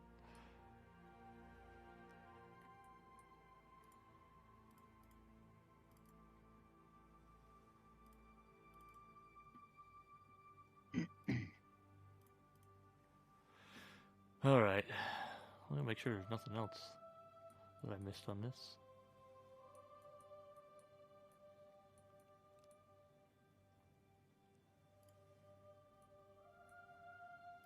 That's...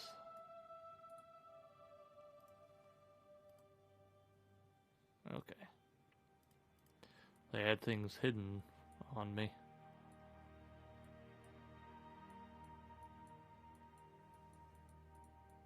Alright, I think I got all the things. Anyway, alright, so this is what you see. There's a long hallway, beyond the columns.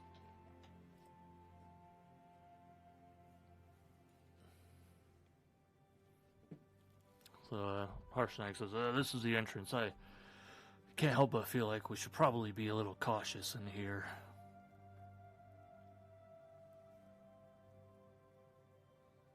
What's normally in here?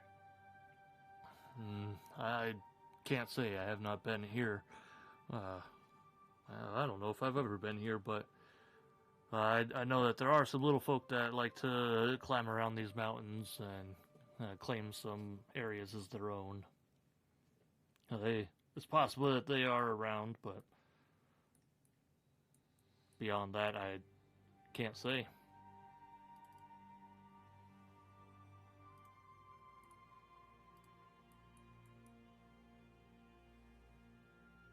Alright. Caution, you say, huh? I think it is wise to use caution. I'll be in the back. Well, we certainly probably shouldn't be using stealth with a giant in tow. Don't think it would be very effective. I don't believe he'd be very sneaky.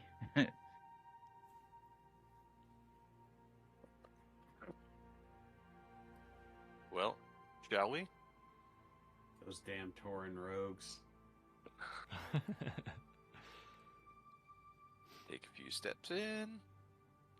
Is there anything suspicious about the hallway? I'll go ahead and roll me a perception check. Perception. Not very perceptive. You don't really see much of anything. I mean, everything's a little bit snowy. I guess if somebody also wants to roll me a survival check. And bye. This is where the one finally comes up. Hey. Alright, so Lowell, you see that it does look like there are fresh tracks heading towards the mountainside.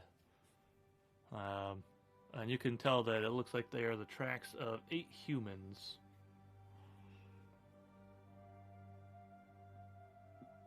Party of 8 humanoids or humans passed through recently, And they were going into the mountain. heading into the mountain.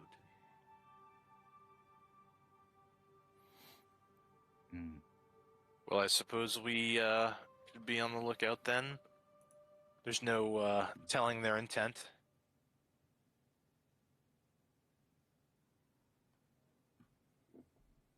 Agreed. We'll slowly kind of march in. Alright, hold it right there.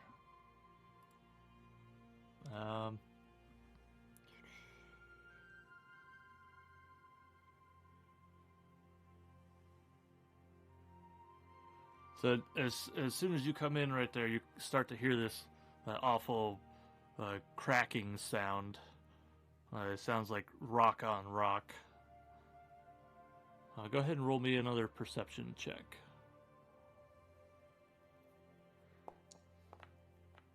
Hey! Alright. You look up and you realize that there's a gigantic slab of rock that looks like it's sliding out from the ceiling. Like directly above me, or just kind of... Directly above you.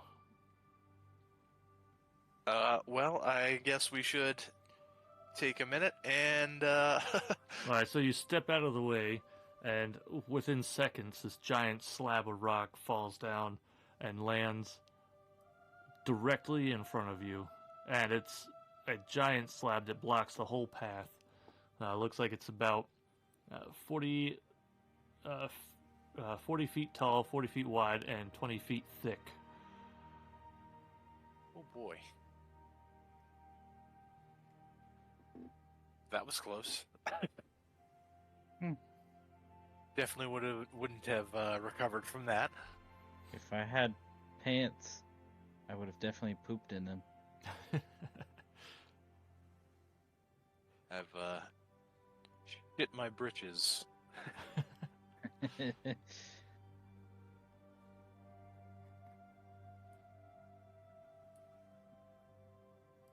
Well, do we attempt to go through, or do we find another way around? Perhaps our giant friend might be able to lend a hand? I don't know if I could move those. We could try. So I guess... You said it's 40 feet thick? 20. I think you said 40 tall, right? Yeah, so this is 40 wide, 40 tall, and 20 thick. And the tunnel is also about 40 feet wide and 40 feet tall.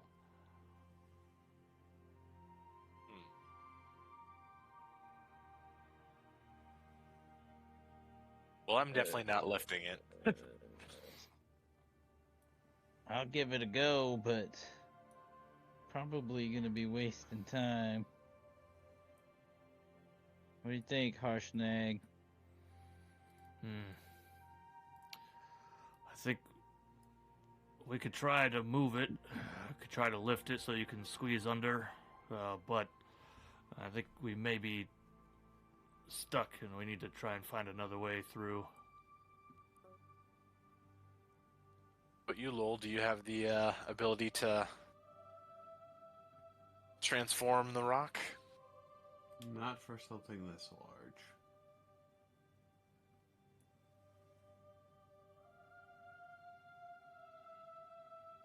Can we do an investigation check just at like the mouth of the hallway here, just to like see if there's any other way around, or perception, either one? Yeah, you can go ahead and give me investigation or perception, your choice. Do you think, Bitch. do you think it weighs more than 500 pounds? Yes. Huh. Yes. I would guess Alright. so. Alright.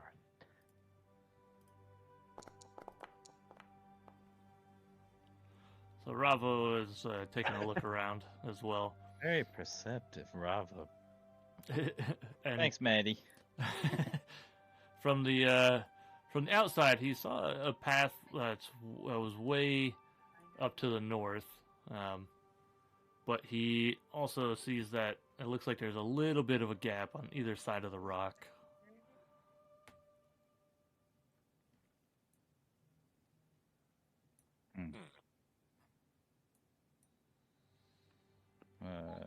Shall we check both ways and then evaluate?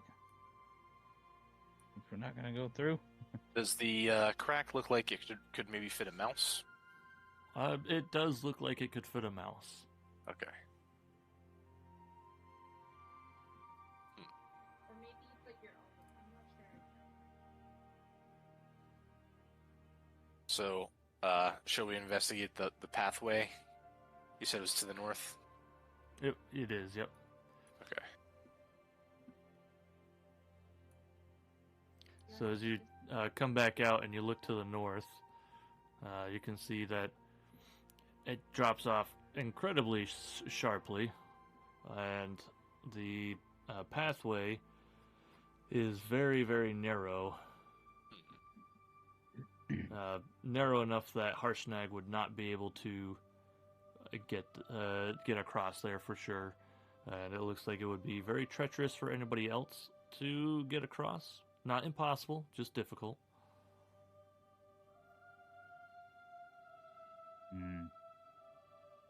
Like, maybe requiring an athletics check? Yep. Something like that. Can I test my footing? You can test it. Maybe you want to tie a rope around you or something first. So you start to step out there, and you realize that you should have tied a rope around you, because you are struggling to keep your footing. It's incredibly slick.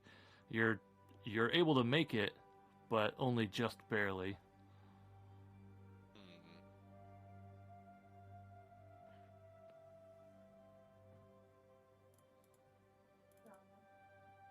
Perhaps Wabu could float on over there and attach a rope, and we could use the rope as a guide across the ledge. Would I be able to use erupting earth to create enough of a passage underneath a large rock? I gotta figure out. Here's the just normal description. I'd like to go.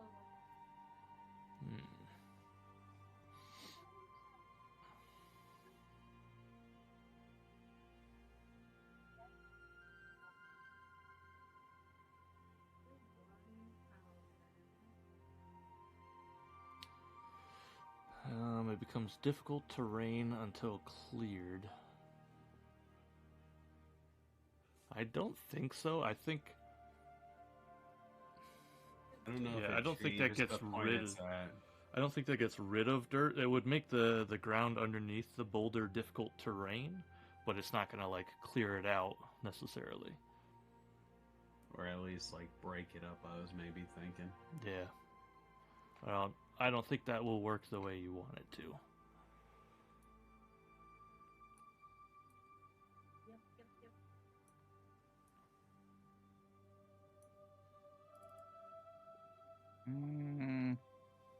Wait, how tall was the hallway?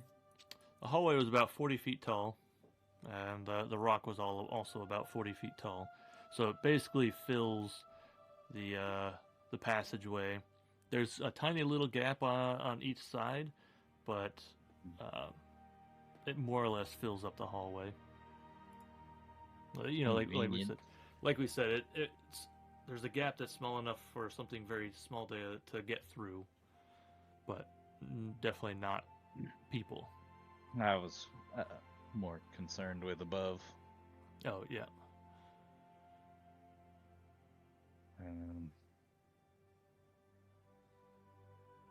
Okay. I have a crowbar.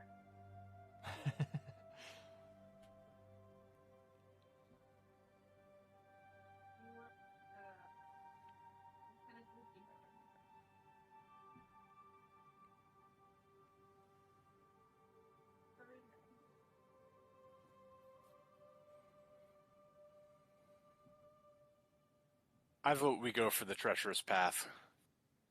So I think the only option would be to have Lowell go as a mouse, check the other side, and maybe report back what he sees. If we go this way, we can at least all stay together for the most part, maybe with the exception of Harshnag. Yeah, Harshnag definitely cannot make it that way. The path is much too narrow for him. What if I fire Eldritch Blast at the ice? It's force damage. You mean the block, the stone block? Oh, stone. I don't know why I was thinking it was ice. Yeah. Yeah. Okay. You can.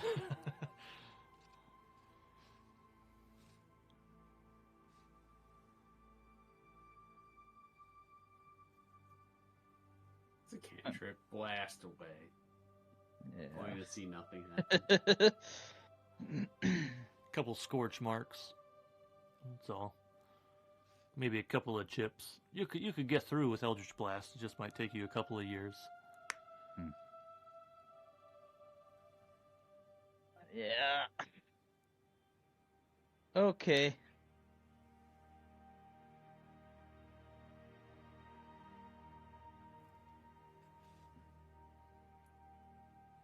Damn it.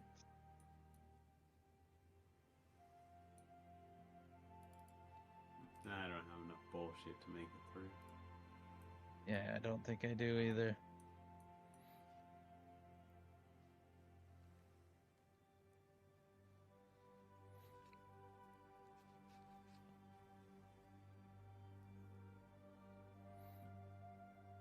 Ravo does remember that he can teleport up to about 30 feet away. Actually, before I say that, let me just... Blessing of the Raven Queen. He has to be able to see it, never mind. Yeah, that's why I had to look first. I was like, wait, you might have to be able to see it. Does anybody have my rope? I mean, look on the other side, but I don't think that'll gain us much. Yeah, I think our only option is to traverse this dangerous narrow path here. I can make a effort to get over there, but I do not have. I don't think I grabbed my rope in the fucking. I do have a 50-foot rope. You grabbed your rope. When you finished climbing up, you grabbed your rope off the cliff. Oh, down in thanks. Menzoberranson. Thanks, God. I'm assuming that would be a natural thing. If you're trying to be sneaky, you're not going to just leave this rope hanging out there. So. Yep, that is precisely correct. You might not have remembered, but somebody remembered to grab it for you. All right.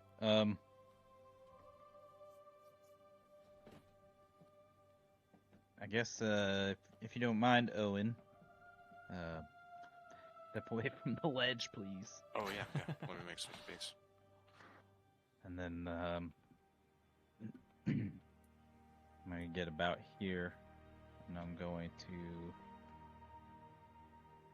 Can we just pretend I cast levitate because I don't think it's gonna show up. You'll have to read your text again. Yeah. Long story short, You're levitating. I'm levitating. Yep. Sounds good. Just like a foot above the ground, and I'm just using the wall to be pushing myself. Yeah, so the path does go down steeply. It goes about 250 feet down or so before. You're making it fine. You're not having any issues because you're levitating. So like, there's no footing issues or anything like that. Hmm. So if you want to, you can keep going up around there if you like. I don't like, but I will. So high. It is a very steep drop, that's for sure. And one of the things it does say is I can only adjust my height by 20 feet. Well, so you're staying above this little walking ledge, so you've been just a couple of feet above that. Oh.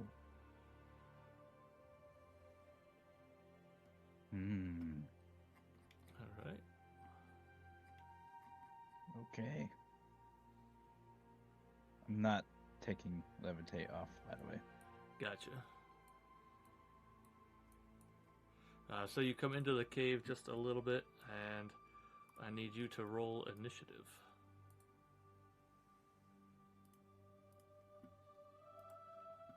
Fuck you, man. I don't know All how of us this or is just gonna him? work. Just him. He's the only one over there.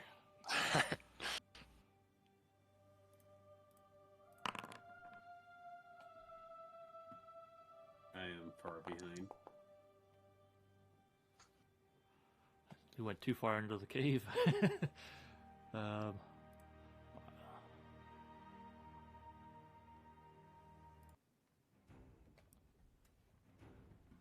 you can't see anything. Alright, so this is a very dark cave, but you see, you hear some skittering to start, and then, man, this is really poor designing on their part. Alright, we're gonna try and do it like this. You see some spiders start climbing off the wall around you. Is that what those are? Yeah, ignore what the picture is. You can only do so much with the program. Okay. Yeah, but I thought I was getting in a fight with something pretty dangerous here. they're large spiders. Like, Not to say spiders aren't, but yeah, that looks far worse than spiders. yep, they are very, very large spiders for sure. I thought I was about to fight 4 dragons. That would have been unfortunate if I had made you do that.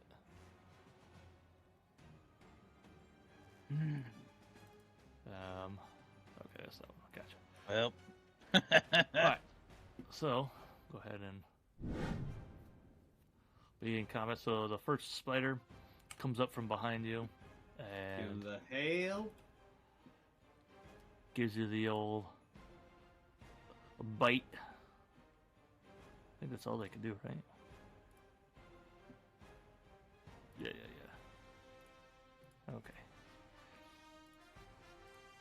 All right, goes for a little bite out of you. Miss. Yeah, right. Okay, fine. It hit me. All right, you take 6 piercing damage, and I need you to make a Constitution saving throw. Well, this may be the last time you guys ever saw Wabu.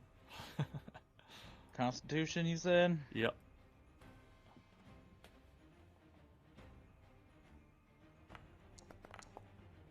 Oh. All right. Oh, brother.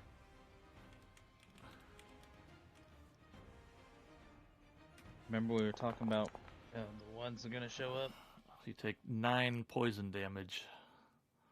All right.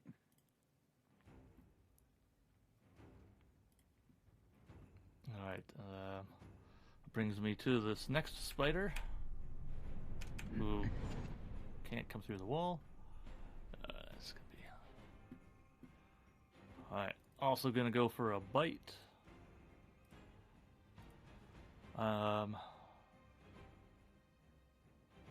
Yeah. Okay. Never mind. Yep.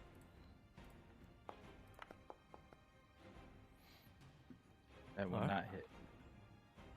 Okay. And then it is your turn. So they're swarming all around you, trying to. It's at this point you realize you look around the tunnel, and there are spider webs everywhere.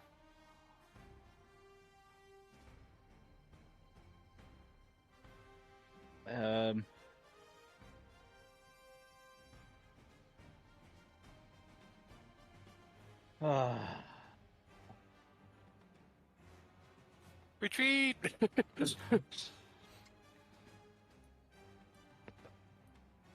I am going to. You'll hail. Yeah. Help, please. Everybody else kind of hears this faint screaming coming from Help around me, the corner. horse. It is actually a scream of pure terror. Is there a rope there now? He carried the rope with him, but I don't think he stopped long enough I to did tie not, it off.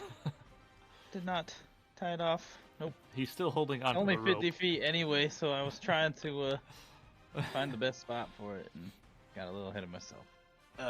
Can he find a spot and tie it down? That's up to him if he can. I don't think, with my current location, that is a useful thing to do. I don't know, I really. Whereabouts did he go down? I'm He's several lost, hundred feet lost in the cave. Yeah, away. he's around the outside, down around the ledge. That goes down around 200, 250 feet.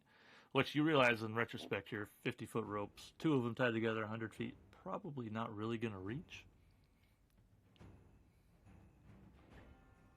Yeah, probably not.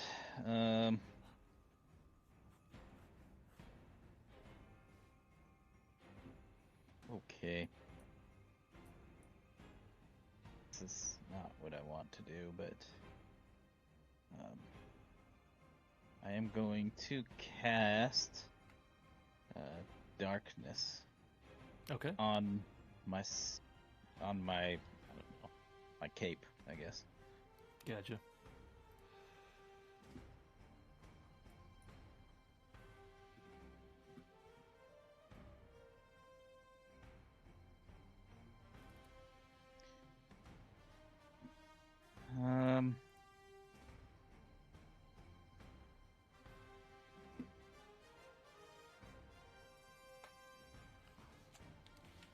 I guess how does that affect attack of opportunities? What do you mean? Oh, if you were to try and leave? Mm-hmm. Give me 1 second.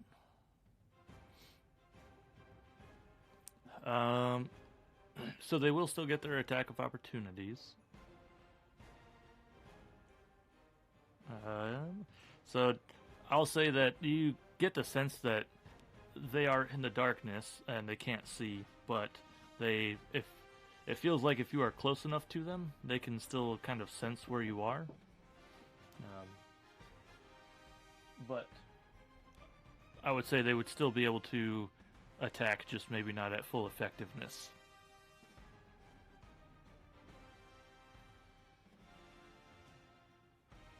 Right.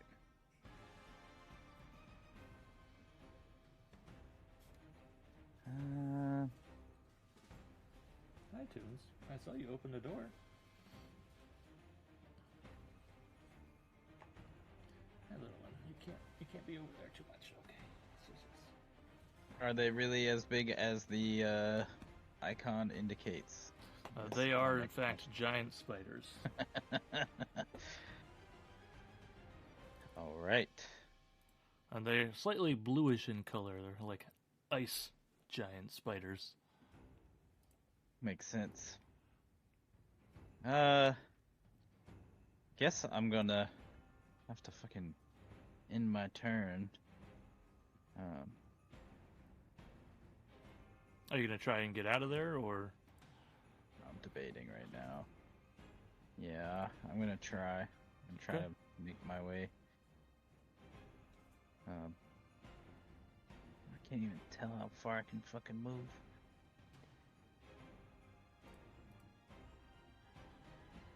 Can I? It's a very narrow cave. Can I like go under the spider? Yeah, Around the spider? you can slide past them. Okay. I will attempt. All right. Hold on 1 second. Do we have a feel for where he entered this?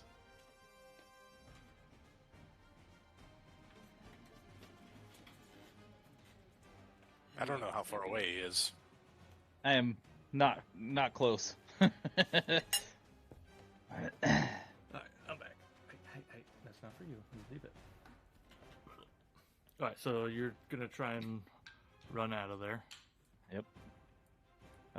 Where did you go? Is disengage? Oh, is disengage bonus action or is that an action? That's I action, right? believe it's an action. Yeah. Okay. Then Trying I'm to gonna think just of ways to try to lure a step away. Yeah. All right. So as you try and step away, the first one is going to go ahead and try and snatch you with a bite, but it will be at disadvantage. 13 on Alright. the first one. That will miss. All right. Then as you slip and slide past this second one, Woo, woo. it's also going to attempt to snatch at you with a bite. Is that what I want? Yeah. 19. That'll hit. Alright, so he will get you.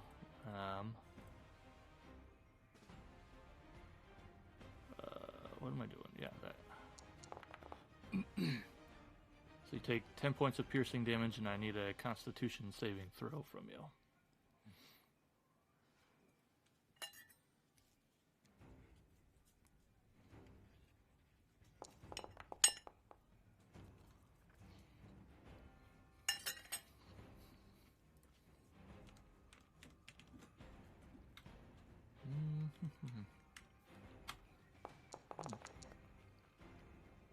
You take 7 more points of poison damage.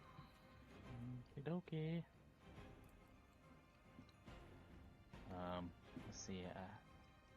5, 10, 15, 20, 25, 30, I guess. Okay. All right. That'll have to be my turn. Actually, let me just see real quick. Whoa. Come here. If you're here, you can go 5, 10, 15. Right? Yeah, because you can move diagonally too, right? Yeah, I just 5, can't. I 10, can't see the cave, so 15, I can't tell 20. where I can and can't go. 25, 30. You get to there. Okay. That would be your 30-foot travel path. And you still have the darkness centered on you. Yep. Alright. Okay. So. Go to the next one. They're all kind of just milling about in there. They can no longer see you. They can sense you, but they can't see you, so... Whoops. I don't know what to do at the moment. So they're not sure where to go, so it's back to your turn. Okie dokie. I'm gonna do this carefully as I can. Make my way. Do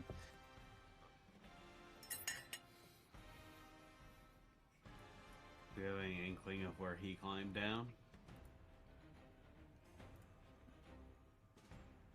Or is it just all across the ledge?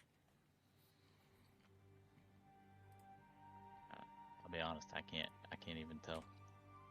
I'm assuming we heard his help, help. Yeah, you heard him yelling. And as he comes around the corner, you just see this big black ball of darkness that you can't see through, floating along.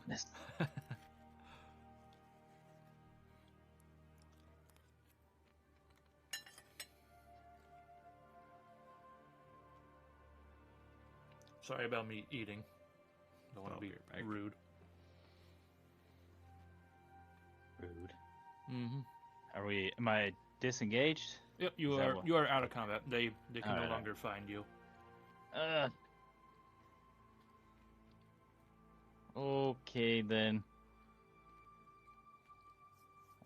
As much as I would like not to, I'm going to cast Levitate, which I think should drop my darkness, but I'm gonna use that to go ahead and come on BTFO. back. Mm-hmm. Yep. You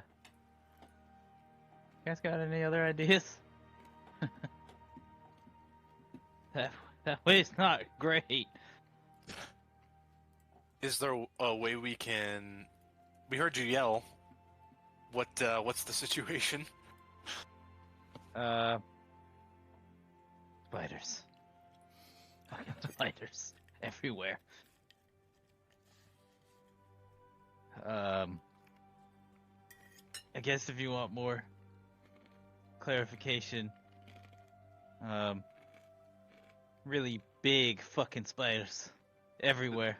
Something we could handle as a group? Not really. Maybe. It's a very, very narrow cave. Is there a way is we could 5 lure- feet across at its widest. lure the spiders out? And use the sort of narrow corridor here to. I will Smashy, say it will smashy. be about the same as fighting on this narrow corridor. No matter how you want to approach it.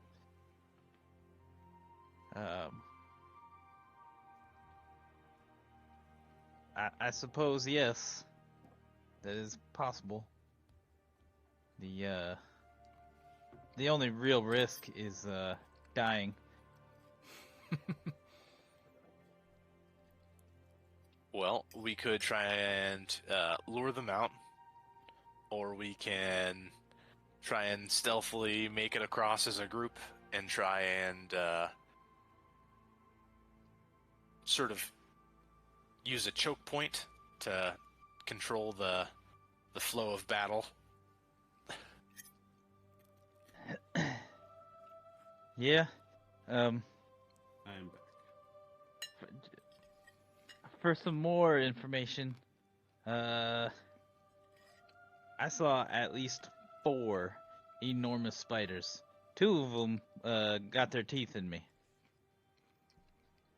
I think we could take them. Actually, now that I think about it, am I poisoned? No, I just took poison damage. correct. Okay. That's good. They're venomous giant spiders. Good thing I'm immune to disease. Disease is not poison. Well, you know, if I were to become diseased from their poison, I don't know. You would become poisoned from their poison.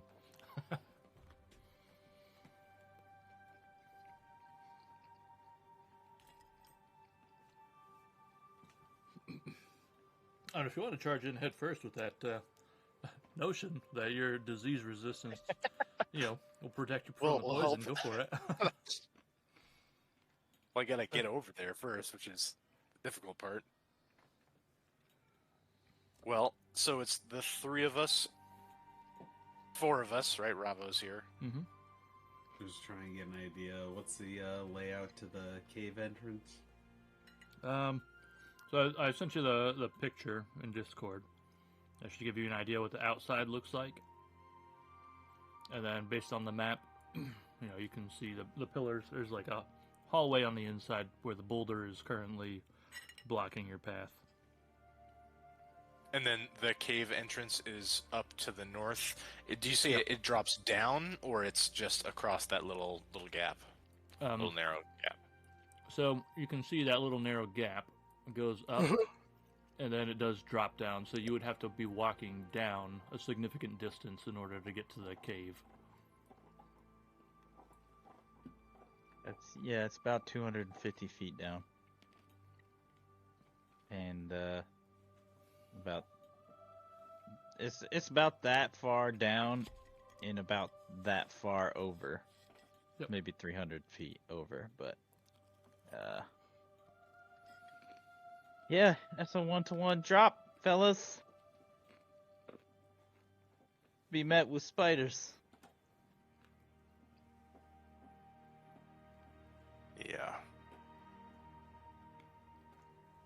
Is it all on like a straight down drop, or is it like across a little canyon? It's just along No. the cliffside. Once you get about 250 feet down, there's about, I would say, a ledge more or less the same size as this one. Of good, normal walking area. I was levitating, so I'm assuming it's probably as icy.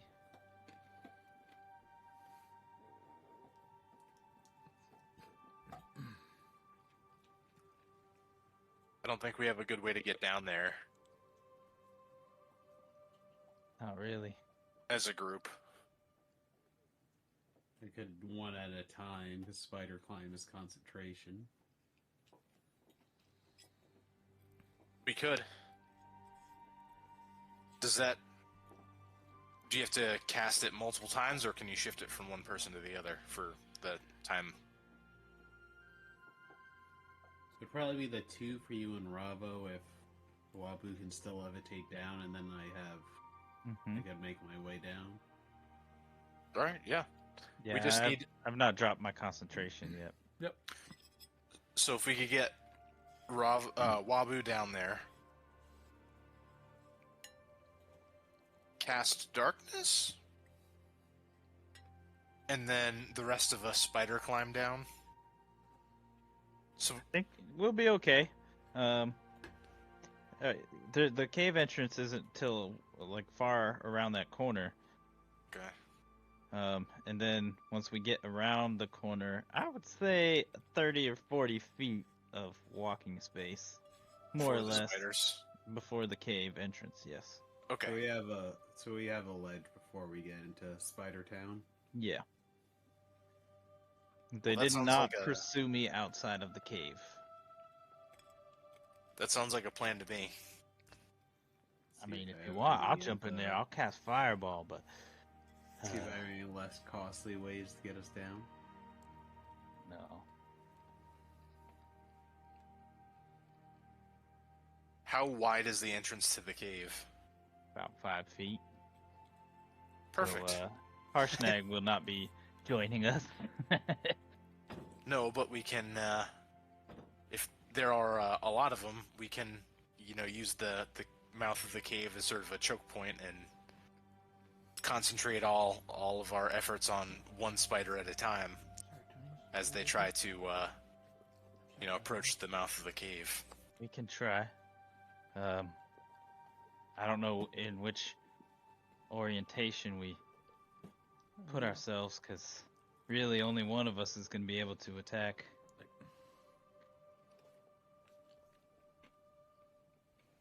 Okay. Hmm. Well, why don't we go down there? I mean, Do we it. can, I think, from a safe distance, look at the cave entrance. And No. strategize. Yeah, so it turns right, so you can't see into the cave. I guess maybe is part of what I'm not describing. So I think if we get down there, you'll understand better. Just a random thought. If we get down there and decide we changed our mind, do we have a way to get back up?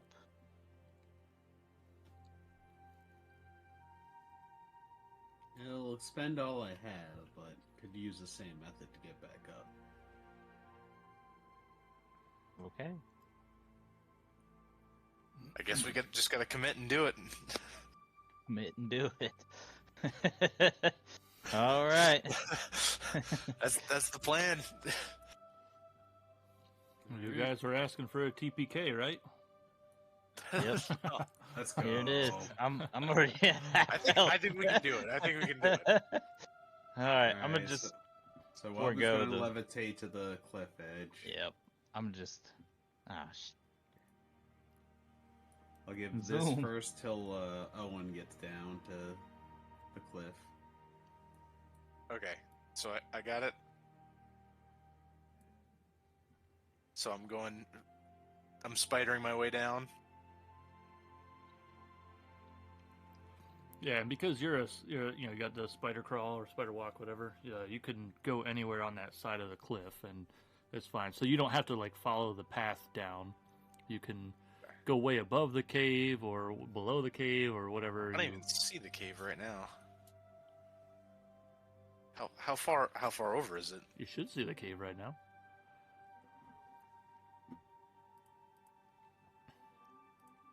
I see a gray thing, like a teeny gray thing right Oh, here. you know what? I realize why.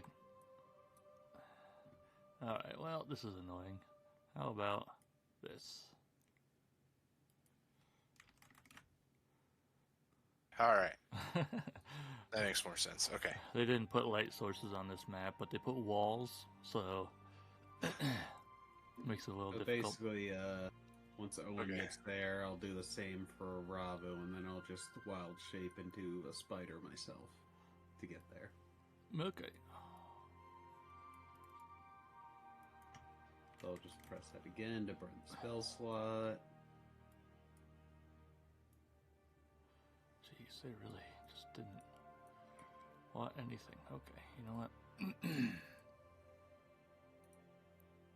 Then I'll just burn a wild shape to be a spider, which also has a climb speed.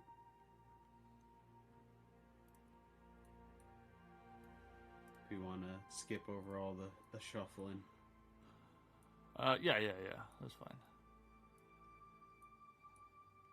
Unless he's gonna have you do an acrobatics check. Nope, not with spider climb. Good. Or being a spooter. Buddha man. So this is the entrance. That's the entrance, yep. Don't go in any further. I was only about 30 feet in, and I got jumped. Actually, where you are right now, Owen, you can look in and you can see what looks like a spider just kind of hanging out.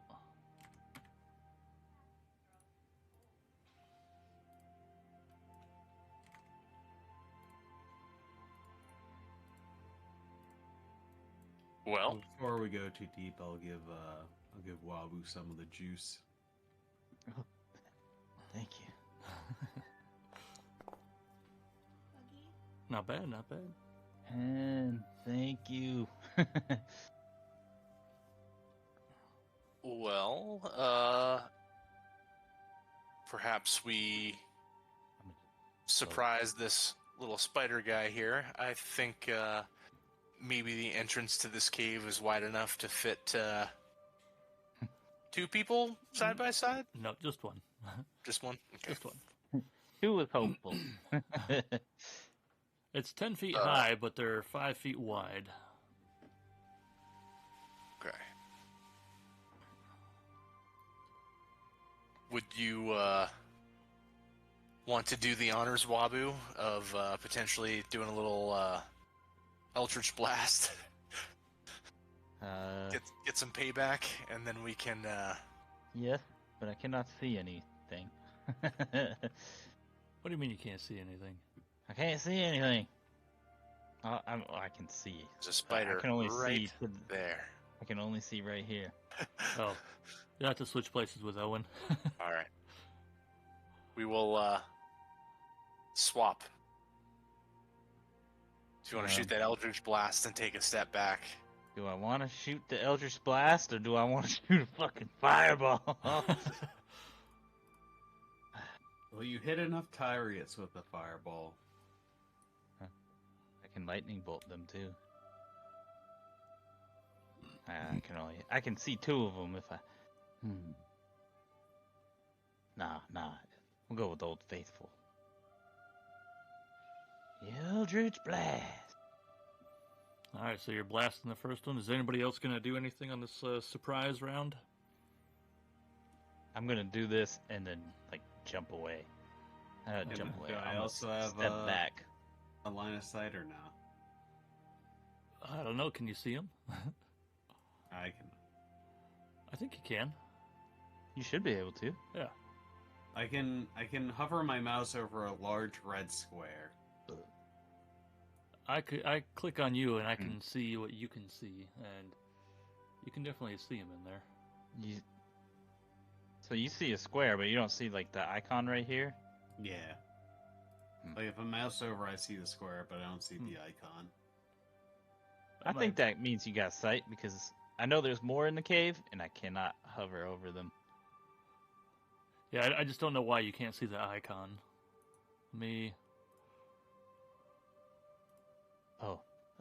Important note. About 30 feet in, the cave forks. I don't know what's down either fork. I didn't get that far, but it goes left and right. Can you see that little? I can see that out here. I see the outline now. Okay. Of both Might of have them, blended it. or just the one? I saw the one you dragged out. Now I see the one I can mouse over. You should be able to see 2 of them. Oh yeah, I see the other one way in all the right. distance. Yep. So Ty. Yep. Is my bonus already calculated on here? Yeah, you shouldn't have to add anything. You'll notice, you may notice, it went from +4 to +8. Either way, if we do a 3-2-1, he can huck a blast, and I can Yeah. huck a little bolt of fire. And of course, by that I mean if it says it's +8, then you're good. If it says +4, then for some reason, oh wait, nope. I'm Hold on. talking Foundry, not D&D Beyond. Now that I think about it, I should probably re-import all of you. Oh shit. Close out, right? Nope. Have Mine to- updated, but it also changed my health. All right. Oh, I think you were at like 50. 51. Yeah. Oh, there we go. Whoa. How did that happen? How'd what happen? My AC just went up 2. I thought it was only supposed to go up 1. Hold on 1 second. Let me see. Let me delete those 2 spell slots real quick then. What is? Well, no, it's not that. Let me see what happens if I... Hold on. Oh, I've got Gus in my backpack. What does it give you a plus plus? You have Gus with you. It says I have Gus in my backpack. Nice. I can delete these blueprints, right? You don't want me to have those anymore. Correct. Yeah. You know what? I don't know why it did that in Foundry, but not in. Okay, stop. It even says 17 AC on Yeah. the description.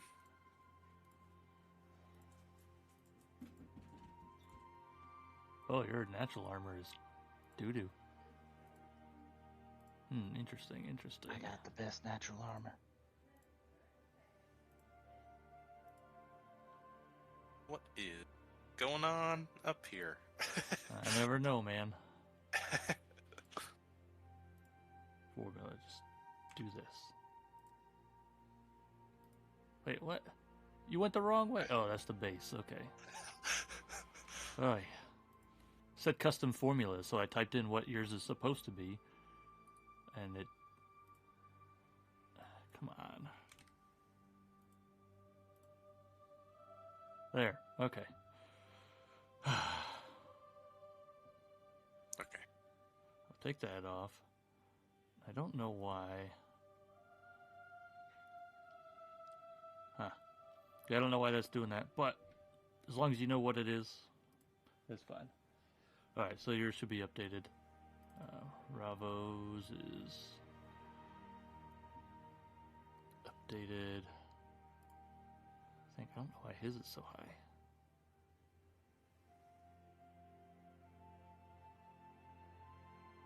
I don't think his is right. I think everything got messed up, if I'm honest.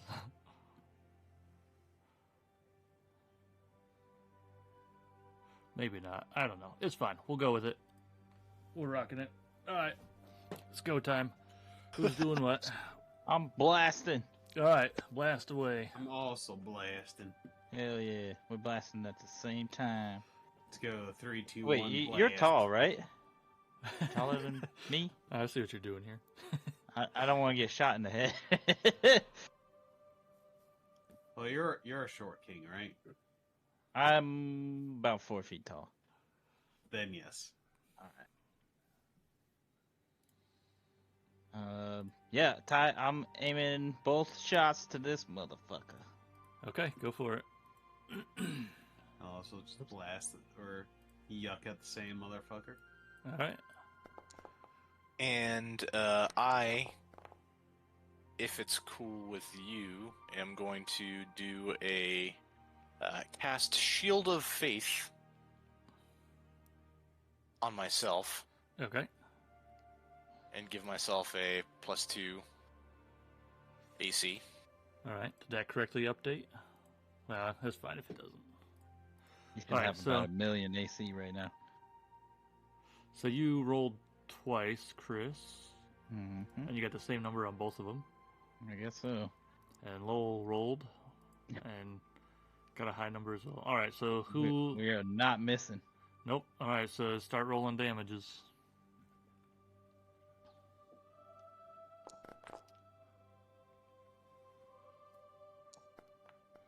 All right. All right. Hopefully that did the trick. I think you have to roll a second one. He did. He rolled 2. Oh, Yeah, I there's rolled the 2. other one. It's just up above. Yeah. I don't know why my Eldritch Blast showed up after it, but I'm not sure. All right, so which one of you wants to target somebody else? well, if my first one and Lowell's will take that first one out, I'll just Okay. assume it carries on past. Sure. I guess because it's carrying on past, just roll another attack just to see if it would hit the second one. Yep. All right, hits the second one. All right, so that brings it down to there. All right. And with that, also, I'm gonna step back. Okay. I'm gonna let the bull in. Yeah. There, we'll do that. All right. So everybody can enter combat.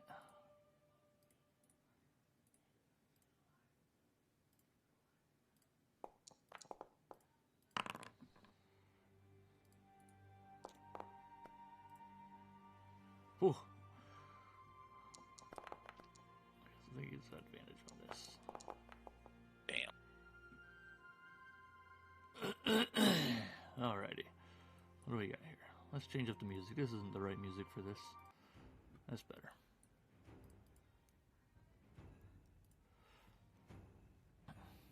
Alright, so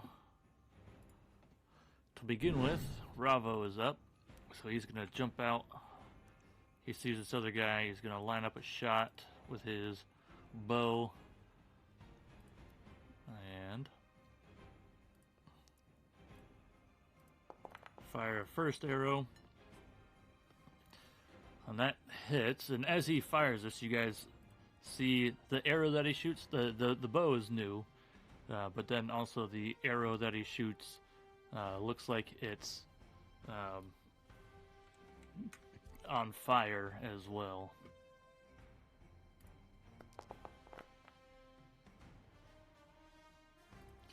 And the guy he was aiming for dies. So he can't see anybody else at the moment, and he doesn't want to just go charging in, so he's going to end his turn there. And then all of a sudden you see from around this corner comes screaming one of these guys, runs up to Owen. Gonna take a good old chompy chomp at Owen. Watch out, Owen. If you didn't see the big spider right in front of you. That hits. My 21 AC, it still hits. Alright, you take 11 points of piercing damage. 11 points of piercing damage. I Okay. need you to roll a Constitution saving throw. Is this guy literally about to do max damage on you? Oh my god.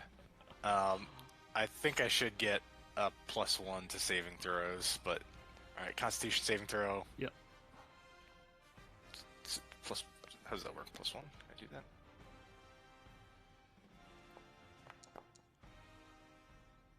Alright, so Well, plus the 3 modifier, +1 from the. you save. Yeah. That's Yeah, not a okay. difficult save. Yeah, okay.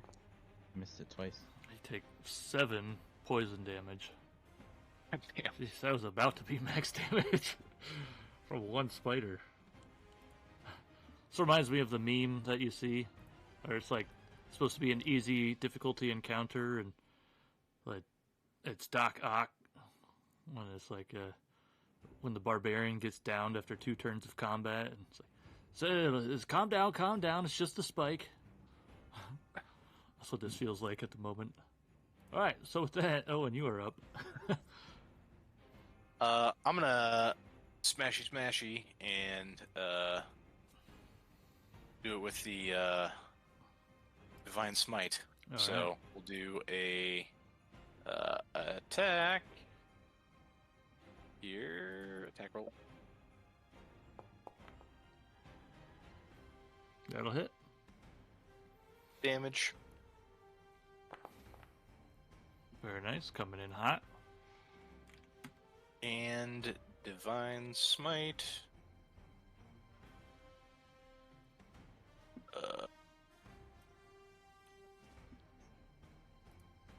Oh, come on. It's because I got another spell open, I think. Oh, that old thing. Okay. 8 radiant damage. Yep. And then I'm going to do my second attack. Go for it.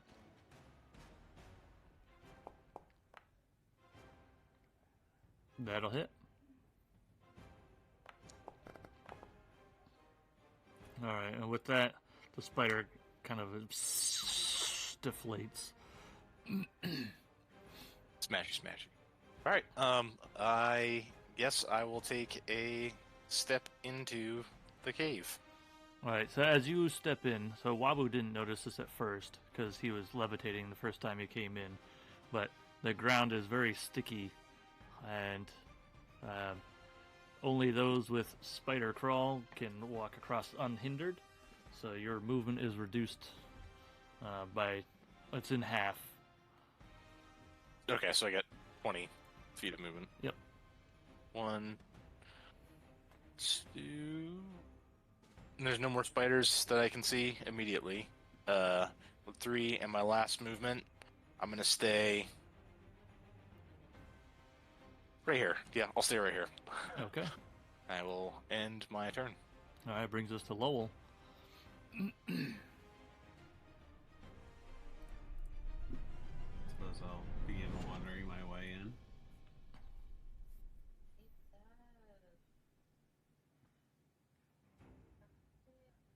Here, I went here with my. I'm pretty sure I went. Whoa. See a spider and you immediately step back. This one's for. It's pretty big.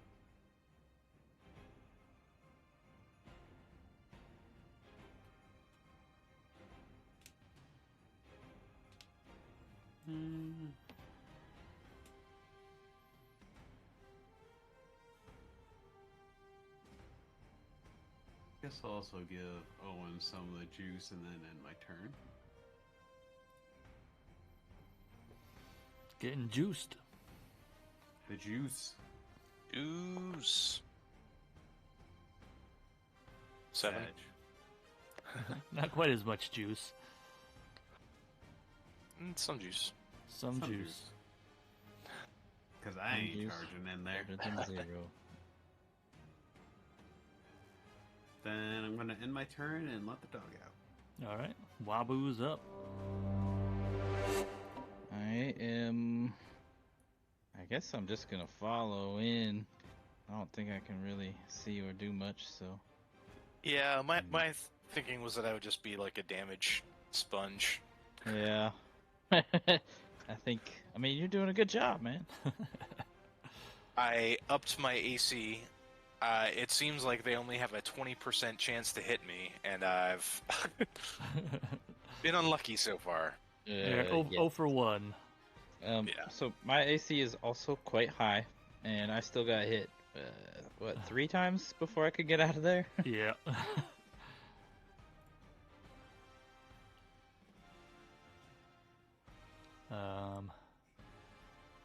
Alright, so it's gonna come down here. And whoa, what the heck just happened? That wasn't supposed to do what it decided to do. I clicked on something in Foundry and it opened up a blank web page. Oh. Alright, so he's gonna sprint up to you, Owen, and he's gonna take a... You sound like a robot. Oh, do I? Am I robot-y to everybody? My Am I better? Because now Owen sounds like a robot.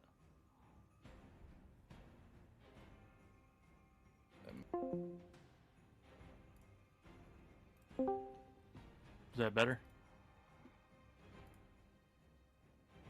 Hello? Oh, can anybody hear me now? What in the world is going on? Hello? Hello? Hello? hello, I think something's going on with Discord. maybe. Can you hear me at all? Yeah, I can barely hear you. You're breaking Yeah, up. barely. My signal in the bottom corner is going crazy. Yeah, mine Yeah. too.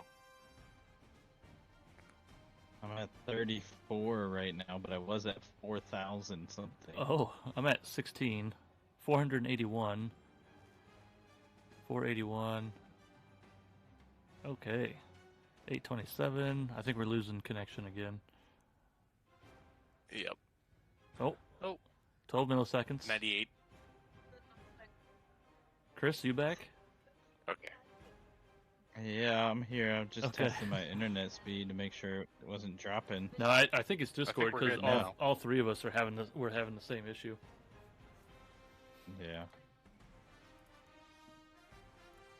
That's double checking, just to make sure. Yep. Oh, now my camera quality looks awful. Not that this is a good camera, doo-doo. but whatever. All Just to right. focus on it. Seem to be much steadier now at about 27. Yeah, I think we're good. 6. Yeah, I'm sitting at like 11, so I think we're good. We're recovered. We made it through. All right, all right. Let's see if Owen can make it through. All right, he's the spider comes whipping around the corner, and he's gonna come snaggle at you with his gnarly little teeth things. This sneaky snaggletooth. Doesn't hit. All right. Almost, but didn't. I don't see, Ty, how with a +5 you still haven't rolled under fucking 20. I don't know, dude. Like, you see my rolls. Yeah. It is a little ridiculous, I'm not gonna lie, but alright,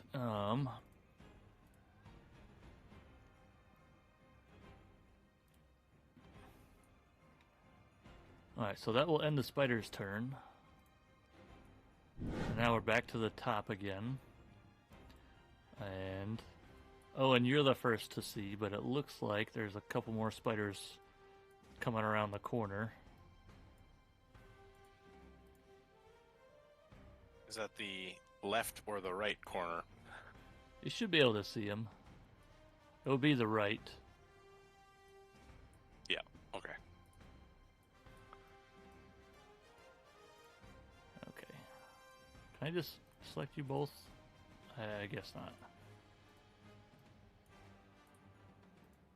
I guess I can't select them both at the same time.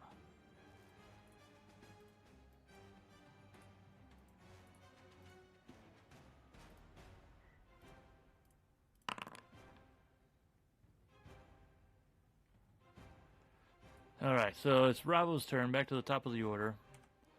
He's going to come down here. He can just barely see that spider sneaking around the corner, so he's going to go ahead and take a shot at that.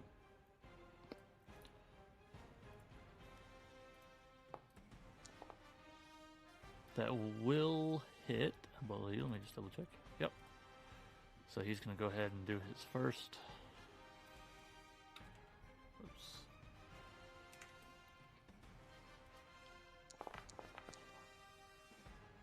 Alright, he's going to take a second shot. Oh, and also hits.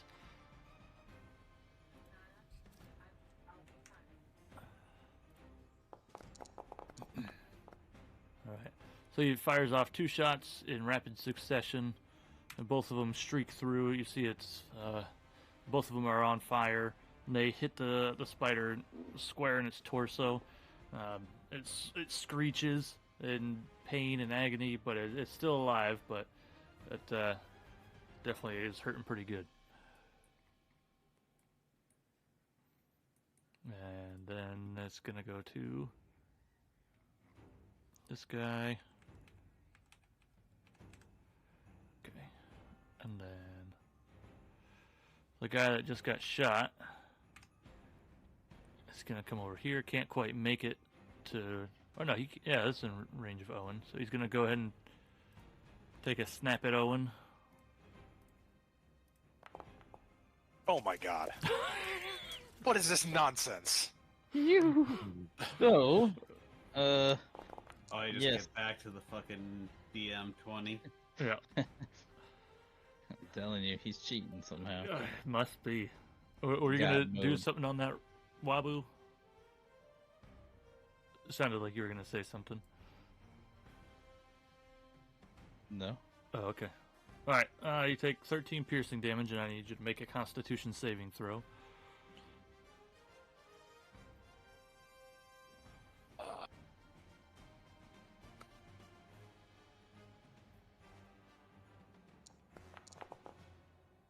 Okay.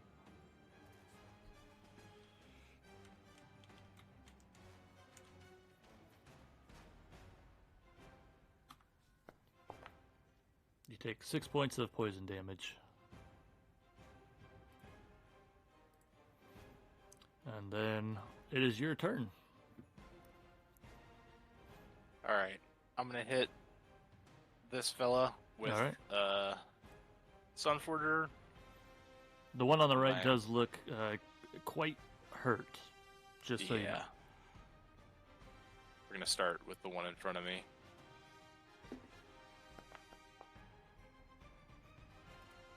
That'll hit. Okay, let's do damage. We'll keep Nice. that damage. We're gonna do smite.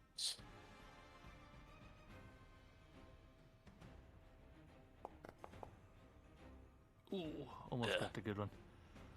8, and I'm gonna give me the old inspiring smite All right. as a bonus action, which it's gonna give me 2d8 plus 7.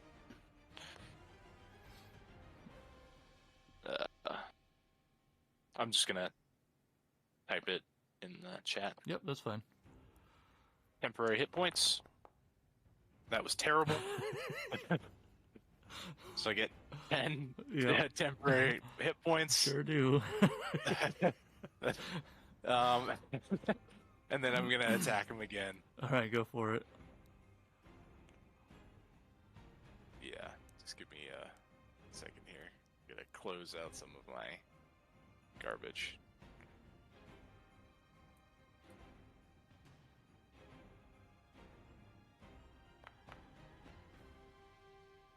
That'll hit. Hit.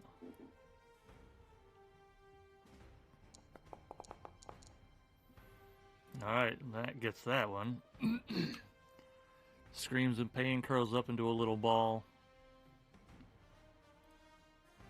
All right, I am going to shift to the right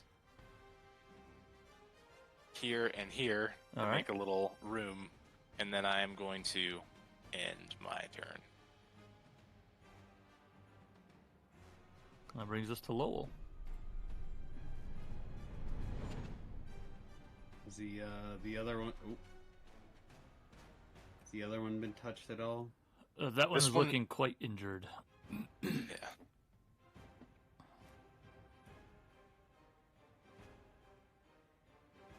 That will not burn much, and then just whip a fireball at it. Not Take it wrong kind of fireball. A very tiny fireball. Yep. Stepping away for just half a second. Yep.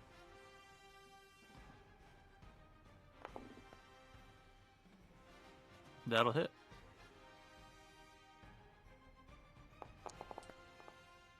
Oof. It does writhe in pain and agony and curls up into a ball and dies.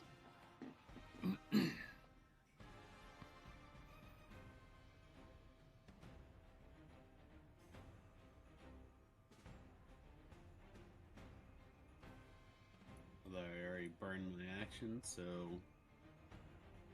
I can use a bonus action.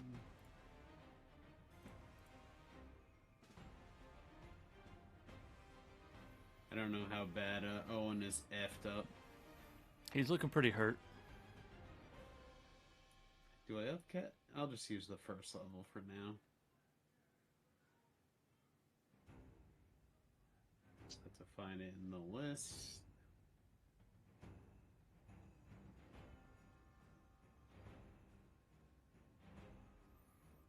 Do that, 'cause that's a bonus action. We'll get the worst roll possible.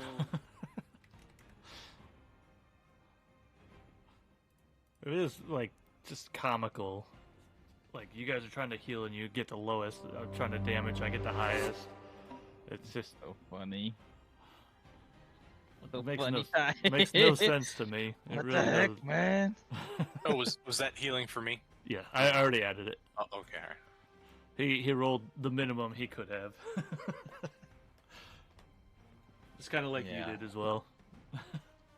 I cannot see anything. So I guess I don't have any helpful stuff I can do at the moment. Or you could always like hold an action or something. Yeah, sure. Just hold my action.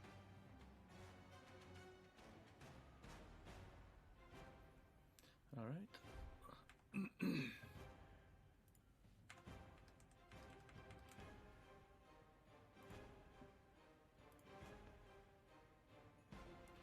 All right, so you do see another spider come around the corner. Comes up here, and he's going to actually bypass Owen, and he's going to attack Lowell.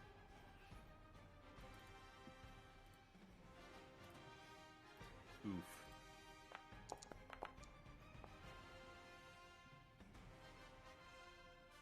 And he's That going to miss. Doesn't hit. All right, that's going to end its turn. So we're up to Ravo, who can see this. So he's going to go ahead and just take a couple more shots. Oops.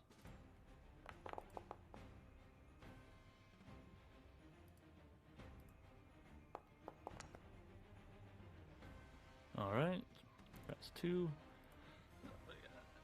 That shit might be OP. Nah, he really doesn't get much from the bow. All of his other bonuses are adding up. He's got the OP-ness of the Tyler rolls, though. Hmm. You forgot to turn the God mode off for him. Oh yeah, sorry. All right, so he fires a couple more shots. Pew, pew.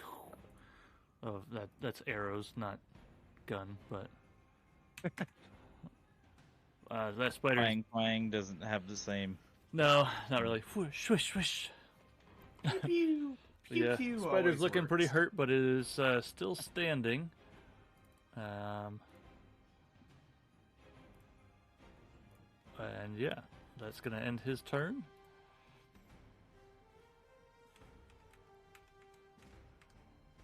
See another spider creeping his way up in there. And that'll bring us to Owen. All right. Let's do some more smashy. All right. You can go ahead and attack the dude that's right in front of me that seems to be damaged. Yep. That'll hit.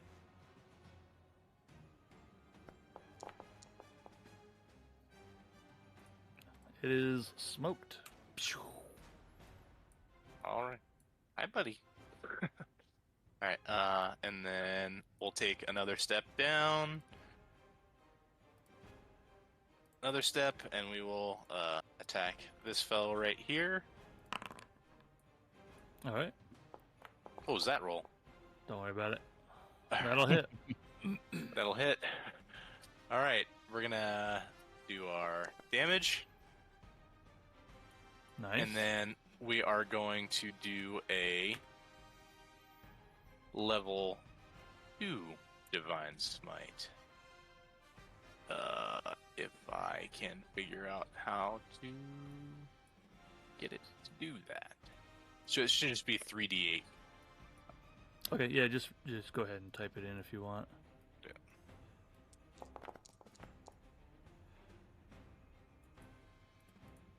With that guy is smoked.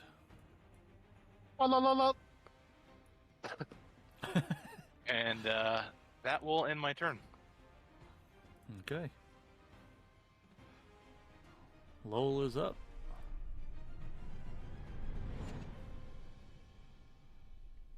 It's all half throughout this, right? It's yeah, half terrain. Yep. Or sorry, half movement. Try and do better for the Owen now. I just hear the dice in the background. This is how I perish. Where's the touch healing? Oh wait, you guys can see all those, can't you? Oh no, you can't see them. No. No. Okay, good. I just hear the dice roll sound effect. Yeah. That's fine. that-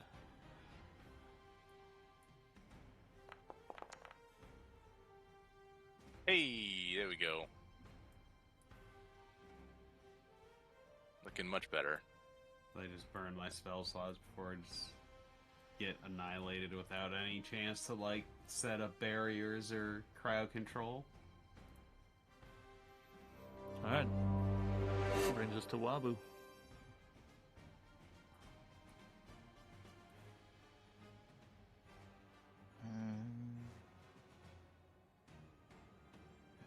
Yeah, I think I'll hang out here. And pay you to hold my action. Okay.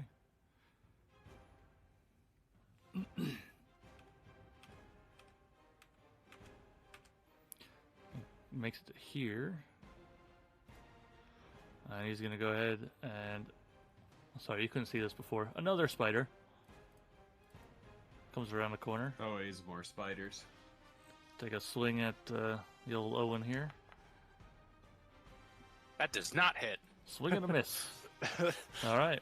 The high AC is finally paying off. Because you rolled a 12. Yeah, that's true.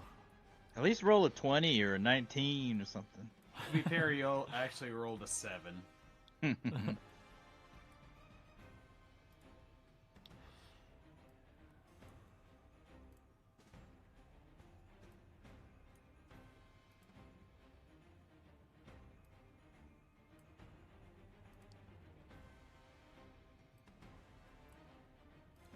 All right, back to Ravo. Hard to believe there's much food in this cave. All these giant spiders can survive. Yeah, right. Well, I mean, Ravo could once again see that guy, so he's just going to go ahead and do his thing.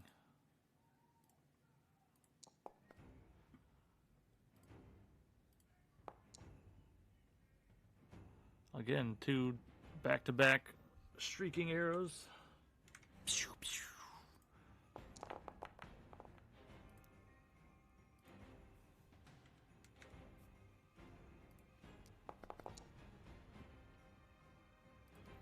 And you see this spider in front of you get pierced right through the eyes and just curl into a little ball and die. And that'll end his turn.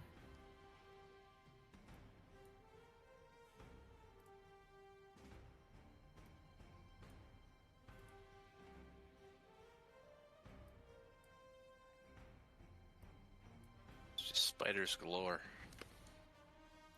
All right, brings us to Owen.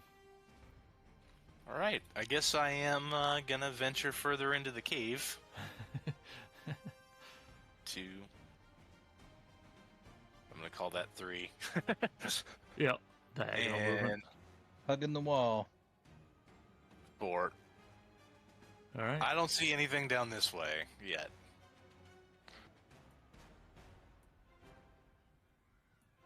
Probably shouldn't get too separated, but I guess that's my turn. Before we go too much further, like I don't know what you guys are thinking for a timeline. If you want to, continue, we can. I'm thinking I should probably have some dinner. So maybe if we want to pause and we can come back when Ravo's in it. Okay, yeah. I mean, we can. Well, how about we finish this round, and then when it's Ravo's turn, we'll Yeah. stop there. That sounds good. All right. Well, it's going to be a very bland round because I'm just going to move. Nope. I kind of figured we were getting close. Speed and a half, yeah.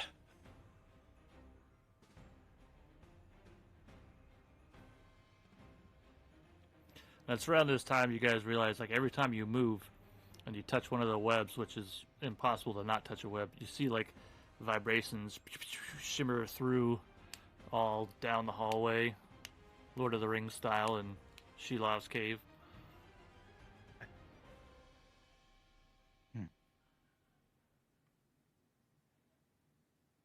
So even if I try to preemptive cut off an entryway to cut off allies, so end turn. All right. Do I have it? Nope.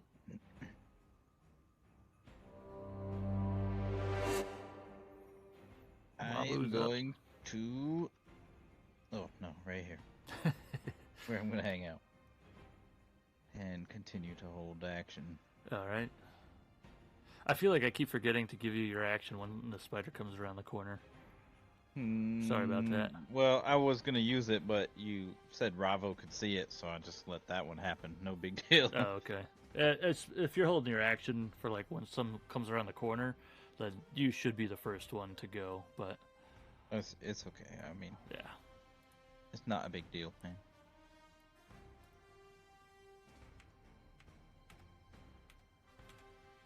This guy gets just close enough. Is that bigger than normal? No. Completely misses. Slips and falls. Who are you? On its back. That's the only one he's had in his entire DM career.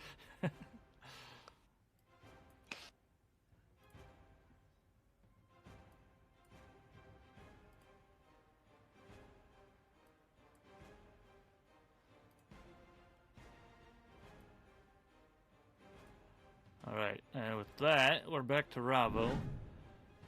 So we will go ahead and call it there. We'll pick this back up next session. When are we thinking?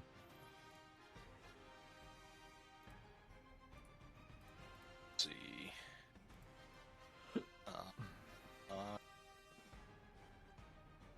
Probably look for another Saturday or Sunday. Is Sunday the preferred for everybody, or? It doesn't really matter to me. Yeah, it doesn't matter to me either. I'd say slight preference on Sunday, but not huge. I mean, My if dad Saturday is works coming- better, then we can just do Yeah. a Saturday. Yeah, Saturday works better. I'm okay with it, but I have the slight preference towards Sunday.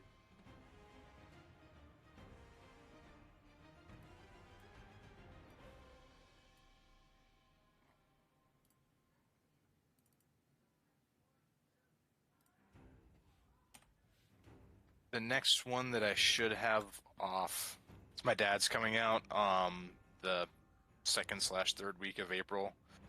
It's really going to be like the 21st of April. Oh, wow, okay. Yeah, That's fine Working. with me.